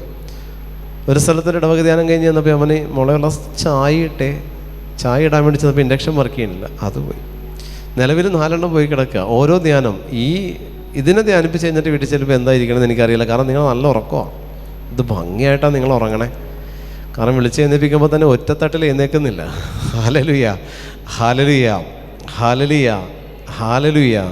അപ്പോൾ അത്രയും ഡീപ്പ് സ്ലീപ്പ് പരിശുദ്ധാത്മാവ് തന്നാന്ന് ഞാൻ വിശ്വസിക്കുകയാണ്. ഹല്ലേലൂയ, ഹല്ലേലൂയ. നിങ്ങളുടെയൊക്കെ വീടിൻ്റെയൊക്കെ ഒരവസ്ഥ, വീട്ടിൽ കിടത്തി ഉറക്കാത്തതുകൊണ്ടല്ലേ ഇവിടെ ഒന്ന് ഇങ്ങനെ ഇടന്ന് ഉറങ്ങണേ. വീട്ടിൽ കിടത്തി ഉറക്കാത്ത അരക്കിയുണ്ട്, ദുഷ്ടന്മാരെന്നൊക്കെ പറയുമല്ലോ നമ്മൾ. അങ്ങനത്തെ ചില അവസ്ഥകളുണ്ട്. അപ്പം നിങ്ങളുടെ വീട്ടിൽ ഇത്തരത്തിൽ ഏതെങ്കിലും പൈശാചിക സ്വാധീനങ്ങൾ, ചിലത് വിട്ടുമാറാത്ത ചില തിന്മയുടെ മേഖലകളുണ്ടെങ്കിൽ നിങ്ങൾ നോക്കിക്കോ, നിങ്ങളുടെ ഇലക്ട്രോണിക് സിസ്റ്റംസ് ഒന്നും നിൽക്കില്ല. നിങ്ങളുടെ ഫോൺ അടിക്കടി കംപ്ലൈൻ്റ് ആവും, നിങ്ങളുടെ TV എപ്പോഴും കംപ്ലൈൻ്റ് ആവും. ചില സംഭവങ്ങളിൽ ഫാന്, ഇപ്പോഴത്തെ ഫാൻ പഴയ ഫാനല്ല, വൈൻഡിങ് അല്ല, ഇപ്പോൾ അതിൻ്റെ വേറൊരു ടൈപ്പാണല്ലോ, അതൊന്നും നിൽക്കില്ല, അധികം ലാസ്റ്റ് ചെയ്യില്ല. എല്ലാം ഇങ്ങനെ കംപ്ലൈൻ്റ് ആയിക്കൊണ്ടിരിക്കും. അപ്പോൾ അങ്ങനെ കംപ്ലൈൻ്റ് ആകുന്നുണ്ടെങ്കിൽ നിങ്ങൾ ചിന്തിക്കുക, അസ്വസ്ഥതകളുണ്ട്. ഒരു ഒരു സ്ഥലത്ത് ഇടവകയ്ക്ക് ധ്യാനത്തിന് ചെന്നപ്പോൾ അച്ഛൻ പറഞ്ഞു, ബ്രദറെ ഒരു വീടുണ്ട്, അവിടെ ചെന്ന് പ്രാർത്ഥിക്കണം. അപ്പോൾ ഞാൻ അവരോട് പറഞ്ഞു, അച്ഛാ അവിടെ അങ്ങനെ എന്തെങ്കിലും കുഴപ്പമുണ്ടെങ്കിൽ അവരുടെ ഇലക്ട്രോണിക്സ് ഐറ്റംസ് എന്തെങ്കിലുമൊക്കെ കംപ്ലൈൻ്റ് ആയിട്ടുണ്ടാവും. അച്ഛൻ പറഞ്ഞു അവിടെ ഭയങ്കര പൈശാചികതയാണ്. അപ്പോൾ ഞാൻ പറഞ്ഞു അങ്ങനെ എന്തെങ്കിലുമൊക്കെ ഉണ്ടെങ്കിൽ അവിടെ എന്തെങ്കിലും ഒരു സൈൻ പരിശുദ്ധാത്മാവ് കാണിക്കുക, അങ്ങനെ എന്തെങ്കിലുമൊക്കെ ഉണ്ടായിട്ടോ എന്ന് ചോദിക്കാൻ പറഞ്ഞു. അപ്പോൾ അച്ഛൻ പറഞ്ഞു അങ്ങനെയൊന്നും കാണുന്നില്ല, എന്നാലും ഒന്ന് വാ ബ്രദർ, ഒന്ന് വാ. ഞാൻ പറഞ്ഞു കർത്താവ് നീ തെളിവ് തരണം, അങ്ങനെ ഉണ്ടെങ്കിൽ നീ തെളിവ് തരണമെന്ന്. ഞങ്ങൾ അവിടെ ചെന്ന് പള്ളിയിൽ ആ വീട്ടിലോട്ട് കയറും തോറും കയറിയപ്പോഴേ ഇങ്ങനെ കറങ്ങിക്കൊണ്ടിരുന്ന ഫാൻ നിന്നിട്ട് നേരെ തിരിഞ്ഞ് കറങ്ങാൻ തുടങ്ങി. ക്ലോക്ക് വൈസ് ഡയറക്ഷനിൽ കറങ്ങുന്ന ഫാൻ നേരെ സ്റ്റോപ്പായി തിരിഞ്ഞ് കറങ്ങാൻ തുടങ്ങി. പേടിച്ചു പോയി. ഇങ്ങോട്ട് കറങ്ങിയതിലുള്ള സ്പീഡിൻ്റെ 3 ഇരട്ടി സ്പീഡിൽ, അതിൻ്റെ RPM ഒരു 1440 ഒരു RPM. ഒരു മിനിറ്റിൽ 1440 തവണ ഇത് റൊട്ടേറ്റ് ചെയ്യുന്നുണ്ട്. ആ RPM അതിൻ്റെ ട്രിപ്പിളായി. പിന്നെ ഇത് ഞങ്ങളിങ്ങനെ പതുക്കെ പുറകോട്ട് വരച്ചാൽ മറിക്കത് ഇപ്പം വീഴും എന്ന് പറഞ്ഞു. ഇപ്പം ഒറ്റ നിന്ന് കത്തുകാട്. അപ്പോൾ നമ്മളിൽ ദൈവത്തിൻ്റെ ആത്മാവിൻ്റെ ശക്തി ചൈതന്യം ഉണ്ടോ, നിങ്ങൾ പ്രാർത്ഥിക്കുന്നുണ്ടോ, നിങ്ങളിൽ കൃപയുണ്ടോ, തിന്മയുടെ ശക്തികൾ അത് നിങ്ങൾക്ക് കാണിച്ചു തരും. ഏതെങ്കിലും കുട്ടിയെ ശക്തിയായി തള്ളിയിട്ട് പിശാച് അവനെ വിട്ടുപോയി, അവളെ വിട്ടുപോയി, ഇത്രയേ ഉള്ളൂ. ശക്തിയായി തള്ളിയിടുന്ന ഒരു പരിപാടിയുണ്ട്. അതുകൊണ്ട് പ്രിയപ്പെട്ട ദൈവജനമേ, നമ്മൾക്ക് ഇങ്ങനെ എന്തെങ്കിലും അടയാളങ്ങൾ ദൈവത്തിൻ്റെ പരിശുദ്ധാത്മാവ് നമ്മുടെ കുടുംബങ്ങളിൽ കാണിച്ചു തരുമ്പോൾ അത് ആ ഒരു സംഭവം കേടായിട്ടല്ല, അതിന് പുറകിൽ എന്തൊക്കെയോ ഉണ്ട് എന്നുള്ളത് നിങ്ങൾ വിവേകത്തോട് ചിന്തിച്ച് പ്രാർത്ഥന നിങ്ങൾ കൂട്ടുക. ആമേൻ, ഹല്ലേലൂയ. കൊല്ലരുത് എന്ന് പറയുന്നതിൻ്റെ മറ്റൊരു തലമാണ് ഞാൻ നേരത്തെ പറഞ്ഞു, അബോർഷൻ്റെ സ്പിരിറ്റ് ദമ്പതികളിൽ ഉള്ള സ്പിരിറ്റുണ്ട്. അതായത് വിവാഹം കൂദാശ വഴി വിവാഹിതരായ ദമ്പതികൾ അവരുടെ ഏതെങ്കിലും സാമ്പത്തികമായിട്ടുള്ള കാര്യങ്ങൾ പറഞ്ഞോ, ലാസ്റ്റത്തെ കുട്ടിയും ഇപ്പോൾ കൺസീവായ കുഞ്ഞും തമ്മിലുള്ള ഡിസ്റ്റൻസ്, ആ ഒരു ഏജ് ഡിഫറൻസിൻ്റെ കാര്യം പറഞ്ഞോ ഒക്കെ അബോർട്ട് ചെയ്തിട്ടുണ്ടെങ്കിൽ നിങ്ങൾ ചെയ്ത പാപം അബോർഷൻ പ്ലസ് കൂദാശ എന്ന് വേണ്ട ഇങ്ങോട്ട് കൂദാശകളെല്ലാം, വിവാഹം എന്ന് പറയുന്ന കൂദാശയെ നിന്ദിച്ചു, അനുഗ്രഹമായി തന്ന മക്കൾ, ഉദരഫലം എന്നുവേണ്ട കംപ്ലീറ്റ് നിങ്ങൾ നശിപ്പിക്കുക. കംപ്ലീറ്റ് അവിടെ എല്ലാം മേഖലയും ഓക്കെയായി നിങ്ങൾ കംപ്ലീറ്റ്ലി നശിപ്പിച്ചു. ഇത് തന്നെ ഒരു മകനും മകളും തെറ്റായ ബന്ധത്തിലേക്ക് പോകും. വിവാഹം കഴിച്ചിട്ടില്ല, റിലേഷൻഷിപ്പിലാണ്, ഒരു പാപം ചെയ്തു, അവൾ കൺസീവായി, ഇവൻ കൈയൊഴിയും. ആദ്യത്തെ സ്റ്റെപ്പ് അതാണ്. അതിനുശേഷം ഈ മകൾ ഇതിനെ കൊണ്ടുപോയി അബോർട്ട് ചെയ്തു. ആ രൂപി ഇവളെ സംബന്ധിച്ച് മാമോദീസ വരെ നിൽക്കും. മാമോദീസ എന്ന് പറയുന്ന കൂദാശ വരെ ചെല്ലും. അതായത് ഇവളുടെ വിശ്വാസം നഷ്ടപ്പെടും, പ്രാർത്ഥനാ ജീവിതം നഷ്ടപ്പെടും, ആദ്യ കുർബാന സ്വീകരിക്കത്തില്ല, പരിശുദ്ധാത്മാവിനെ നഷ്ടപ്പെടുത്തും, വിവാഹ ജീവിതാന്തസ്സിലേക്ക് പ്രവേശിക്കില്ല. അങ്ങനെ 7 കൂദാശകൾ ഒറ്റയടിക്ക് ബ്രേക്ക് ചെയ്യാൻ അവിവാഹിതരിലുള്ള അബോർഷൻ സ്പിരിറ്റിന് പറ്റും. 7 കൂദാശകളെ ഒറ്റയടിക്ക് ബ്രേക്ക് ചെയ്യും. അത് പിന്നെ വിവാഹ ജീവിതത്തിലേക്ക് പ്രവേശിക്കില്ല. പ്രവേശിച്ചാലും ഈ കുറ്റബോധം ഉണ്ടാകും എന്നുള്ള പേര് പറഞ്ഞ് വിവാഹത്തിൽ സക്സസ് ആവില്ല ഫാമിലി ലൈഫ്. 7 കൂദാശകൾ ഒറ്റയടിക്ക് പിശാച് നശിപ്പിച്ചല്ലേ. ഇങ്ങനെ ഈ ഒരു അരൂപിക്ക്, ഈ കൊലപാതകത്തിൻ്റെ അരൂപിക്ക് 7 കൂദാശകൾ ബ്രേക്ക് ചെയ്യാൻ പറ്റും. അപ്പോൾ ഇതേ കൂദാശ ആ കുടുംബത്തിൽ എവരിലെല്ലാം ആശീർവദിക്കപ്പെട്ടിട്ടുണ്ടോ അവിടേക്കെല്ലാം മറ്റു പലതരത്തിൽ ഇത് സ്വാധീനം ചെലുത്തും. Hallelujah, hallelujah. മറ്റു പല തരത്തിൽ ഇത് സ്വാധീനം ചെലുത്തും. പള്ളിയിൽ പോകാൻ പറ്റില്ല, കുർബാനയ്ക്ക് ഇരിക്കാൻ പറ്റില്ല, കുമ്പസാരിക്കാൻ പറ്റില്ല, ഒന്നും പറ്റില്ല. പ്രാർത്ഥിക്കാനിരുന്നാൽ ഉറക്കം വരൽ, പ്രാർത്ഥിക്കാനിരുന്നാൽ പല വിചാരം, പല പല പല രീതിയിലുള്ള കോൾ വരൽ, ഭയങ്കരമായ വിശപ്പ്, വെള്ളം കുടിക്കാനായിട്ട് വയ്യ. നമ്മൾ പ്രാർത്ഥിക്കാനിരിക്കുമ്പോൾ നിങ്ങൾ നോക്കിയോ, ഒരു ഗ്ലാസ് വെള്ളം കുടിച്ചിട്ട് വരാമെന്ന് പറഞ്ഞ് പോകുന്നവരുണ്ടോ? ഇതാണ് സംഭവം. ഇങ്ങനെയുള്ള അസ്വസ്ഥതകൾ അതിന് പുറകിലുണ്ട്. പ്രാർത്ഥിക്കാൻ ഇരിക്കുമ്പോൾ അയ്യോ ഫോണൊന്ന് ഓഫ് ചെയ്തിട്ട് വരാം എന്ന് പറഞ്ഞ് പോയത് അന്ന് നോക്കിയിട്ട് ഓഫ് ചെയ്യാം. ഇതിങ്ങനെ തോണ്ടി ഫോൺ ഓഫ് ചെയ്യാൻ പോയ പോക്കിൽ ഓഫ് ചെയ്ത് എത്തുമ്പോൾ ഒരു 40 മിനിറ്റ് മിനിമം കഴിഞ്ഞിട്ടുണ്ടാവും. അപ്പോൾ കുടുംബ പ്രാർത്ഥന അവിടെ കംപ്ലീറ്റ് ആയിട്ടുണ്ടാവും. ഇത് ഇങ്ങനെ നമ്മളെ പ്രാർത്ഥനയിൽ നിന്ന് വ്യതിചലിപ്പിക്കുന്ന ചില അരൂപികളുണ്ട് പ്രിയപ്പെട്ടവരെ. അതായത് കൊന്തയും ഫോണും ഒരുമിച്ചായിരിക്കും ഇരിക്കണം. അവർ അമ്മ വെച്ച മക്കളെ പോലെയാണ്. കൊന്തയും ഫോണും ഒരുമിച്ച് വയ്ക്കും. പറ്റുമെങ്കിൽ ഫോൺ വെച്ച് അതിന് മീതെ കൊന്ത വയ്ക്കും പെട്ടെന്ന് എടുക്കാൻ വേണ്ടിയിട്ട്. പക്ഷേ ഈ കൊന്ത എടുക്കാൻ പോകുമ്പോഴായിരിക്കും ഒരു മെസ്സേജ് വരുന്നതും കൊന്ത മാറ്റി അത് നോക്കാൻ തുടങ്ങിയാൽ പിന്നെ അതൊരു 3 മണിക്കൂർ പോണതറിയില്ല. അതങ്ങനെ പൊയ്ക്കോളും. ഈ അരൂപി പിന്നെ അങ്ങനെ പൊയ്ക്കോളും. ഇങ്ങനെ ഓൺലൈൻ അരൂപികളുണ്ട്. നമ്മൾ ഓൺലൈനിലൂടെ നമ്മളെ ഭരിക്കുന്ന അരൂപികളുണ്ട്, ഓഫ്ലൈൻ അരൂപികളുണ്ട്, ഫിസിക്കലി ചെയ്യുന്ന അരൂപികളുണ്ട്, മെൻ്റലി പ്രഷർ തരുന്ന അരൂപികളുണ്ട്, ഫിസിക്കലി നമ്മൾക്ക് പ്രഷർ തരുന്ന അരൂപികളുണ്ട്, ടെംപ്റ്റേഷൻ തരുന്നതുണ്ട്, തോട്ട്സ് തരുന്നതുണ്ട്.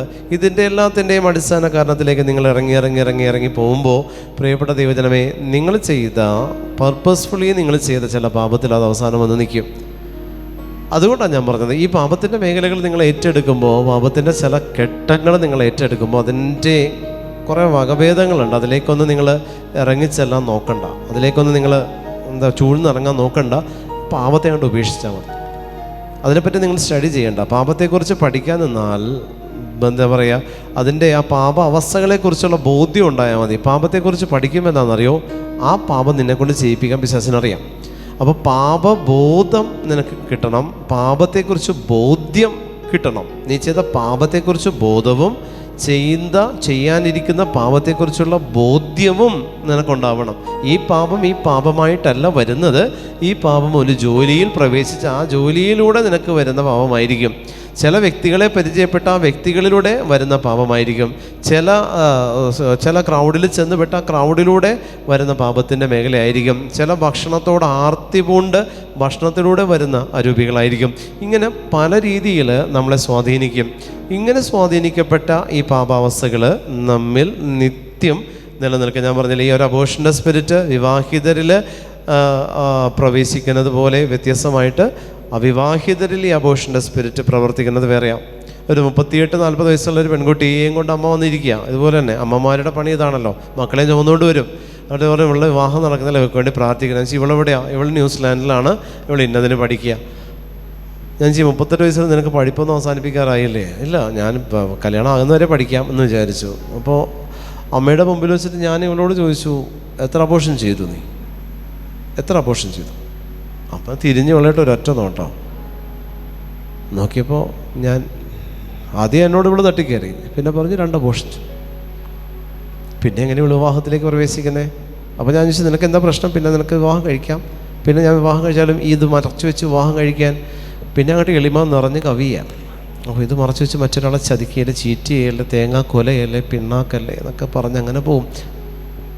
ഒന്നുമല്ല, ഈ പാപത്തിൽ തന്നെ തുടരണം. അതാണ് അത്യാവശ്യം, അല്ലാതെ വേറൊന്നുമല്ല. ഞാൻ മറ്റൊരാളെ ചതിക്കുകയല്ലേ, മറ്റൊരാൾക്ക് ഞാൻ ഇനി ചതിവല്ലേ, അങ്ങനെയല്ല, അതൊന്നുമല്ല. ഈ പാപത്തിൽ തുടരാനുള്ള ലൈസൻസാണത് പിശാച് കൊടുക്കുന്നതാണ്.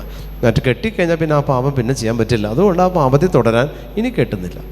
അപ്പോൾ ഈ കെട്ടാത്തത് കൊണ്ട് എന്താ? പ്രാർത്ഥിച്ചിട്ടൊന്നും കാര്യമില്ല. ഇനിയിപ്പോൾ ഇങ്ങനെയാണ്, ദൈവത്തിന് പോലും എന്നെ വേണ്ട. അപ്പോൾ കുർബാന മുടങ്ങി, കൗദാശിക ജീവിതം കംപ്ലീറ്റ് മുടങ്ങി, കുമ്പസാരം മുടങ്ങി, എല്ലാം മുടങ്ങി.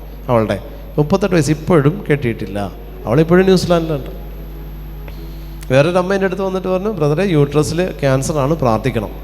കഴിഞ്ഞ ദിവസത്തെ ക്ലാസ്സിൽ ഞാൻ പറഞ്ഞത്, യൂട്രസിൽ ക്യാൻസറാണ്, പ്രാർത്ഥിക്കണേ. അവനാ പ്രാർത്ഥിക്കാം, എന്താ കുഴപ്പം, പ്രാർത്ഥിക്കണേ, എന്താ വിഷയം? അമ്മ ഇരിക്കുമെന്ന് പറഞ്ഞ് ഞാനിങ്ങനെ പ്രാർത്ഥിച്ച് നോക്കി. വാങ്ങിച്ച അമ്മയുടെ 2ാമത്തെ മോള് അവൾ ബാംഗ്ലൂരാണ്. ഞാൻ എനിക്കൊന്ന് കാണണം.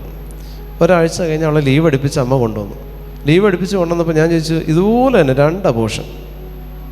അത് +2 കഴിഞ്ഞിട്ട് പഠിക്കാൻ പോയി, ഡിഗ്രിക്ക് 2 അബോർഷനായി. 2-3 വർഷമായിട്ടുള്ള അവിടെ പോയിട്ട്. ഞാൻ ചോദിച്ചു, എത്ര എണ്ണത്തിനാണ് നീ കളഞ്ഞടിയെന്ന് ചോദിച്ചു. എത്ര കുട്ടികളെ നീ അബോർഷൻ ചെയ്തു? 2 എണ്ണത്തിന്. അമ്മ എൻ്റെ മുമ്പ് വെച്ച് അവളെ തല്ലി, നല്ല അട്ടി, കർണക്കുറ്റിക്കിട്ട് അടിക്കുക. ഞാനും ഓർത്ത് നിന്ന് കൊള്ളട്ടെ എന്ന്. അർഹതപ്പെട്ടവരാ തല്ല്, നമുക്കല്ലേ മക്കളെ തല്ലാൻ പറ്റുള്ളൂ. തല്ലട്ടെ, കൊള്ളണം. തല്ലിയാൽ പോലെ അതിനെ കൊന്നു കളയണം. അമ്മയ്ക്ക് ക്യാൻസർ കാരണം ഇവൾ ചെയ്ത പാപത്തിൻ്റെ വിഹിതമാണ്. മക്കൾ പാപം ചെയ്യുന്നുണ്ടോ? നിങ്ങളുടെ അമ്മയെന്ന് പറയുന്ന അവസ്ഥകളിൽ നിങ്ങൾക്കത് സൈൻ കാണിക്കും. ബ്രസ്റ്റിൽ പെയിൻ, ബ്രസ്റ്റിൽ ട്യൂമർ, ബ്രസ്റ്റിൽ ഫൈബ്രോയിഡ്, ബ്രസ്റ്റിൽ കല്ലിച്ച് കിടക്കുന്ന അവസ്ഥകൾ, യൂട്രസിൽ പ്രശ്നം, നിങ്ങളുടെ പീരിയഡ്സ് സംബന്ധമായിട്ടുള്ള പ്രശ്നങ്ങൾ, ഓവറിയിൽ യൂട്രസിൽ മുഴ, ഫൈബ്രോയിഡ് പോലുള്ള പ്രശ്നങ്ങൾ, ട്യൂബ് പ്രഗ്നൻസി, പിന്നീട് അങ്ങോട്ട് അല്ലെങ്കിൽ ട്യൂബിൽ വരുന്ന കുറച്ച് പ്രശ്നങ്ങൾ, നിങ്ങളുടെ യൂറിനറി സിസ്റ്റം. ഒരു അമ്മയാകാൻ നിങ്ങളുടെ ശരീരം ഏതെല്ലാം അവയവങ്ങളിലൂടെ ഒരു അമ്മ എന്ന് പറയുന്ന അവസ്ഥയിലേക്ക് നിങ്ങൾ എത്തുന്നുണ്ടോ അവിടെയെല്ലാം നിങ്ങൾക്ക് പ്രശ്നങ്ങളായിരിക്കും അമ്മമാർക്ക്. നമ്മൾ വിചാരിക്കും അത് രോഗമാണ്, ക്യാൻസറാണ്, തേങ്ങയാണ്, മാങ്ങയാണ്. നിങ്ങൾ അതിനു മുമ്പ് മക്കളെ ഒന്ന് അടുത്ത് വിളിച്ചിരുത്തിയിട്ട് എന്ത് തെറ്റാണ് നീ ചെയ്തതെന്ന് ചോദിച്ചു നോക്ക്. അപ്പോൾ ഈ അസുഖം വരാനുള്ള കാരണം വെളിപ്പെട്ട് കിട്ടും. വിവാഹിതരല്ലാത്ത മക്കൾ ചെയ്തിട്ടുണ്ടെങ്കിൽ, വിവാഹം കഴിഞ്ഞാൽ അവർ ചെയ്ത പാപം അമ്മയിലേക്ക് വരില്ല, അത് അവരനുഭവിച്ചോളും. പക്ഷെ വിവാഹം കഴിയാത്ത മക്കൾ പാപത്തിലാണോ, വ്യഭിചാരത്തിലാണോ, മറ്റേതെങ്കിലും ഡ്രഗിൻ്റെ ഉപയോഗത്തിലാണോ, അമ്മമാരെ നിങ്ങൾക്ക് നിങ്ങളുടെ ശരീരത്തിൽ അതിൻ്റെ സൈൻ കാണിച്ച് തരും. പരിശുദ്ധാത്മാവ് ഉറപ്പാണ്.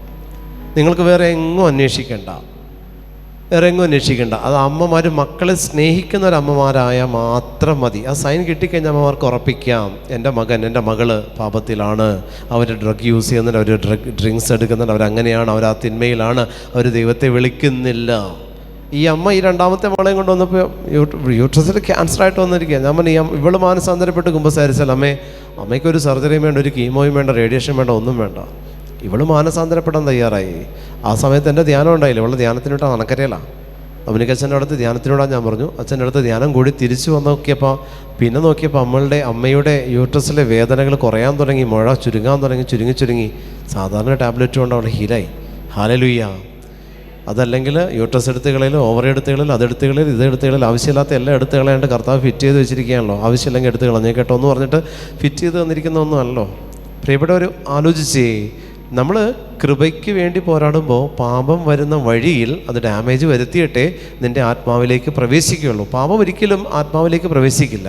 അത് കടന്നു വരുന്ന വഴികളെല്ലാം നിനക്കറിയാൻ പറ്റും. ഏതെല്ലാം ഓർഗൻ കംപ്ലൈൻ്റ് ഉണ്ട് ശരീരത്തിൽ, എവിടെയെല്ലാം കംപ്ലൈൻ്റ് ഉണ്ട്. ജീവിതം രണ്ടറ്റം കൂട്ടിമുട്ടിക്കാൻ നീ പാടുപെടുന്നത് സമ്പത്തിലാണോ, ആരോഗ്യം കൊണ്ടാണോ, കുടുംബ ബന്ധങ്ങളിലാണോ, സമാധാനത്തിലാണോ?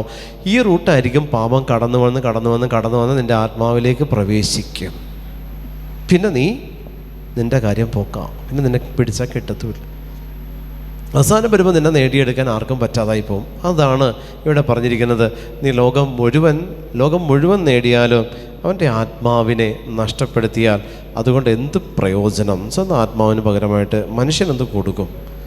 ദൈവത്തിന് തിരിച്ചു കൊടുക്കാൻ നിങ്ങളുടെ കയ്യിൽ ഒന്നേ ഉള്ളൂ, ആത്മാവ്. നിങ്ങളുടെ പാപങ്ങളൊന്നും ദൈവത്തിന് വേണ്ട തിരിച്ചു ചെല്ലുമ്പോൾ. അതുകൊണ്ട് കർത്താവ് എന്ത് ചെയ്യും? നിങ്ങൾ നേരെ പിടിച്ച് ശുദ്ധീകരണ സ്ഥലത്ത് കൊണ്ടിടും.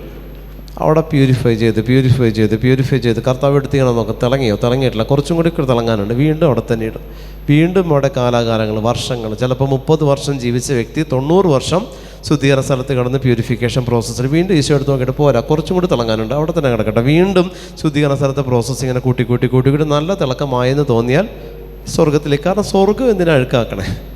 അതുകൊണ്ട് കർത്താവ് ശുദ്ധീകരണ സ്ഥലം വെച്ച് നമ്മുടെ ആത്മാവിനെ അവിടെ വിശുദ്ധീകരിച്ച് ആത്മാവ് പ്യുവറായി എന്ന് തോന്നിയാൽ സ്വർഗത്തിലേക്ക് ഡോറ് തുറന്നു കൊടുക്കാൻ പത്രോസിനോട് പറയും, കീ അങ്ങേരുടെ ഇല്ല, തുറന്നു കൊടുക്കാൻ പറയും. അങ്ങേര് തുറക്കും, എൻട്രി ടിക്കറ്റ് കിട്ടും, കയറിപ്പോവും. അതല്ലെങ്കിൽ ഇതിങ്ങനെ കിടക്കും. നിങ്ങൾ ചെയ്ത പാപം അല്ലെങ്കിൽ ഈ ലോകത്ത് അത് വീട്ടാനുള്ള പരിഹാരമാണ് ആത്മാക്കളെ നേടുന്ന പ്രവൃത്തി. അതിനാണെങ്കിൽ കൃപയും വേണം. അത് നമ്മുടെ ഒട്ടും ഇല്ലേന്ന് താനും. അത് സർട്ടിഫിക്കറ്റ് ഉണ്ടെങ്കിൽ കാര്യമില്ല, കൃപയില്ലാതെ ഈ പണിയെടുക്കാൻ പറ്റില്ല. ഞങ്ങളൊക്കെ രക്ഷപ്പെട്ടിരിക്കുകയല്ലേ. പ്രിയപ്പെട്ട ദൈവജനമേ, നിങ്ങൾ പ്രാർത്ഥിക്കുമ്പോൾ നല്ല സഹനമാണ് പ്രിയപ്പെട്ട, നല്ല രസമായി ജീവിതം, നിങ്ങൾക്കറിയാമെന്നിട്ടോ.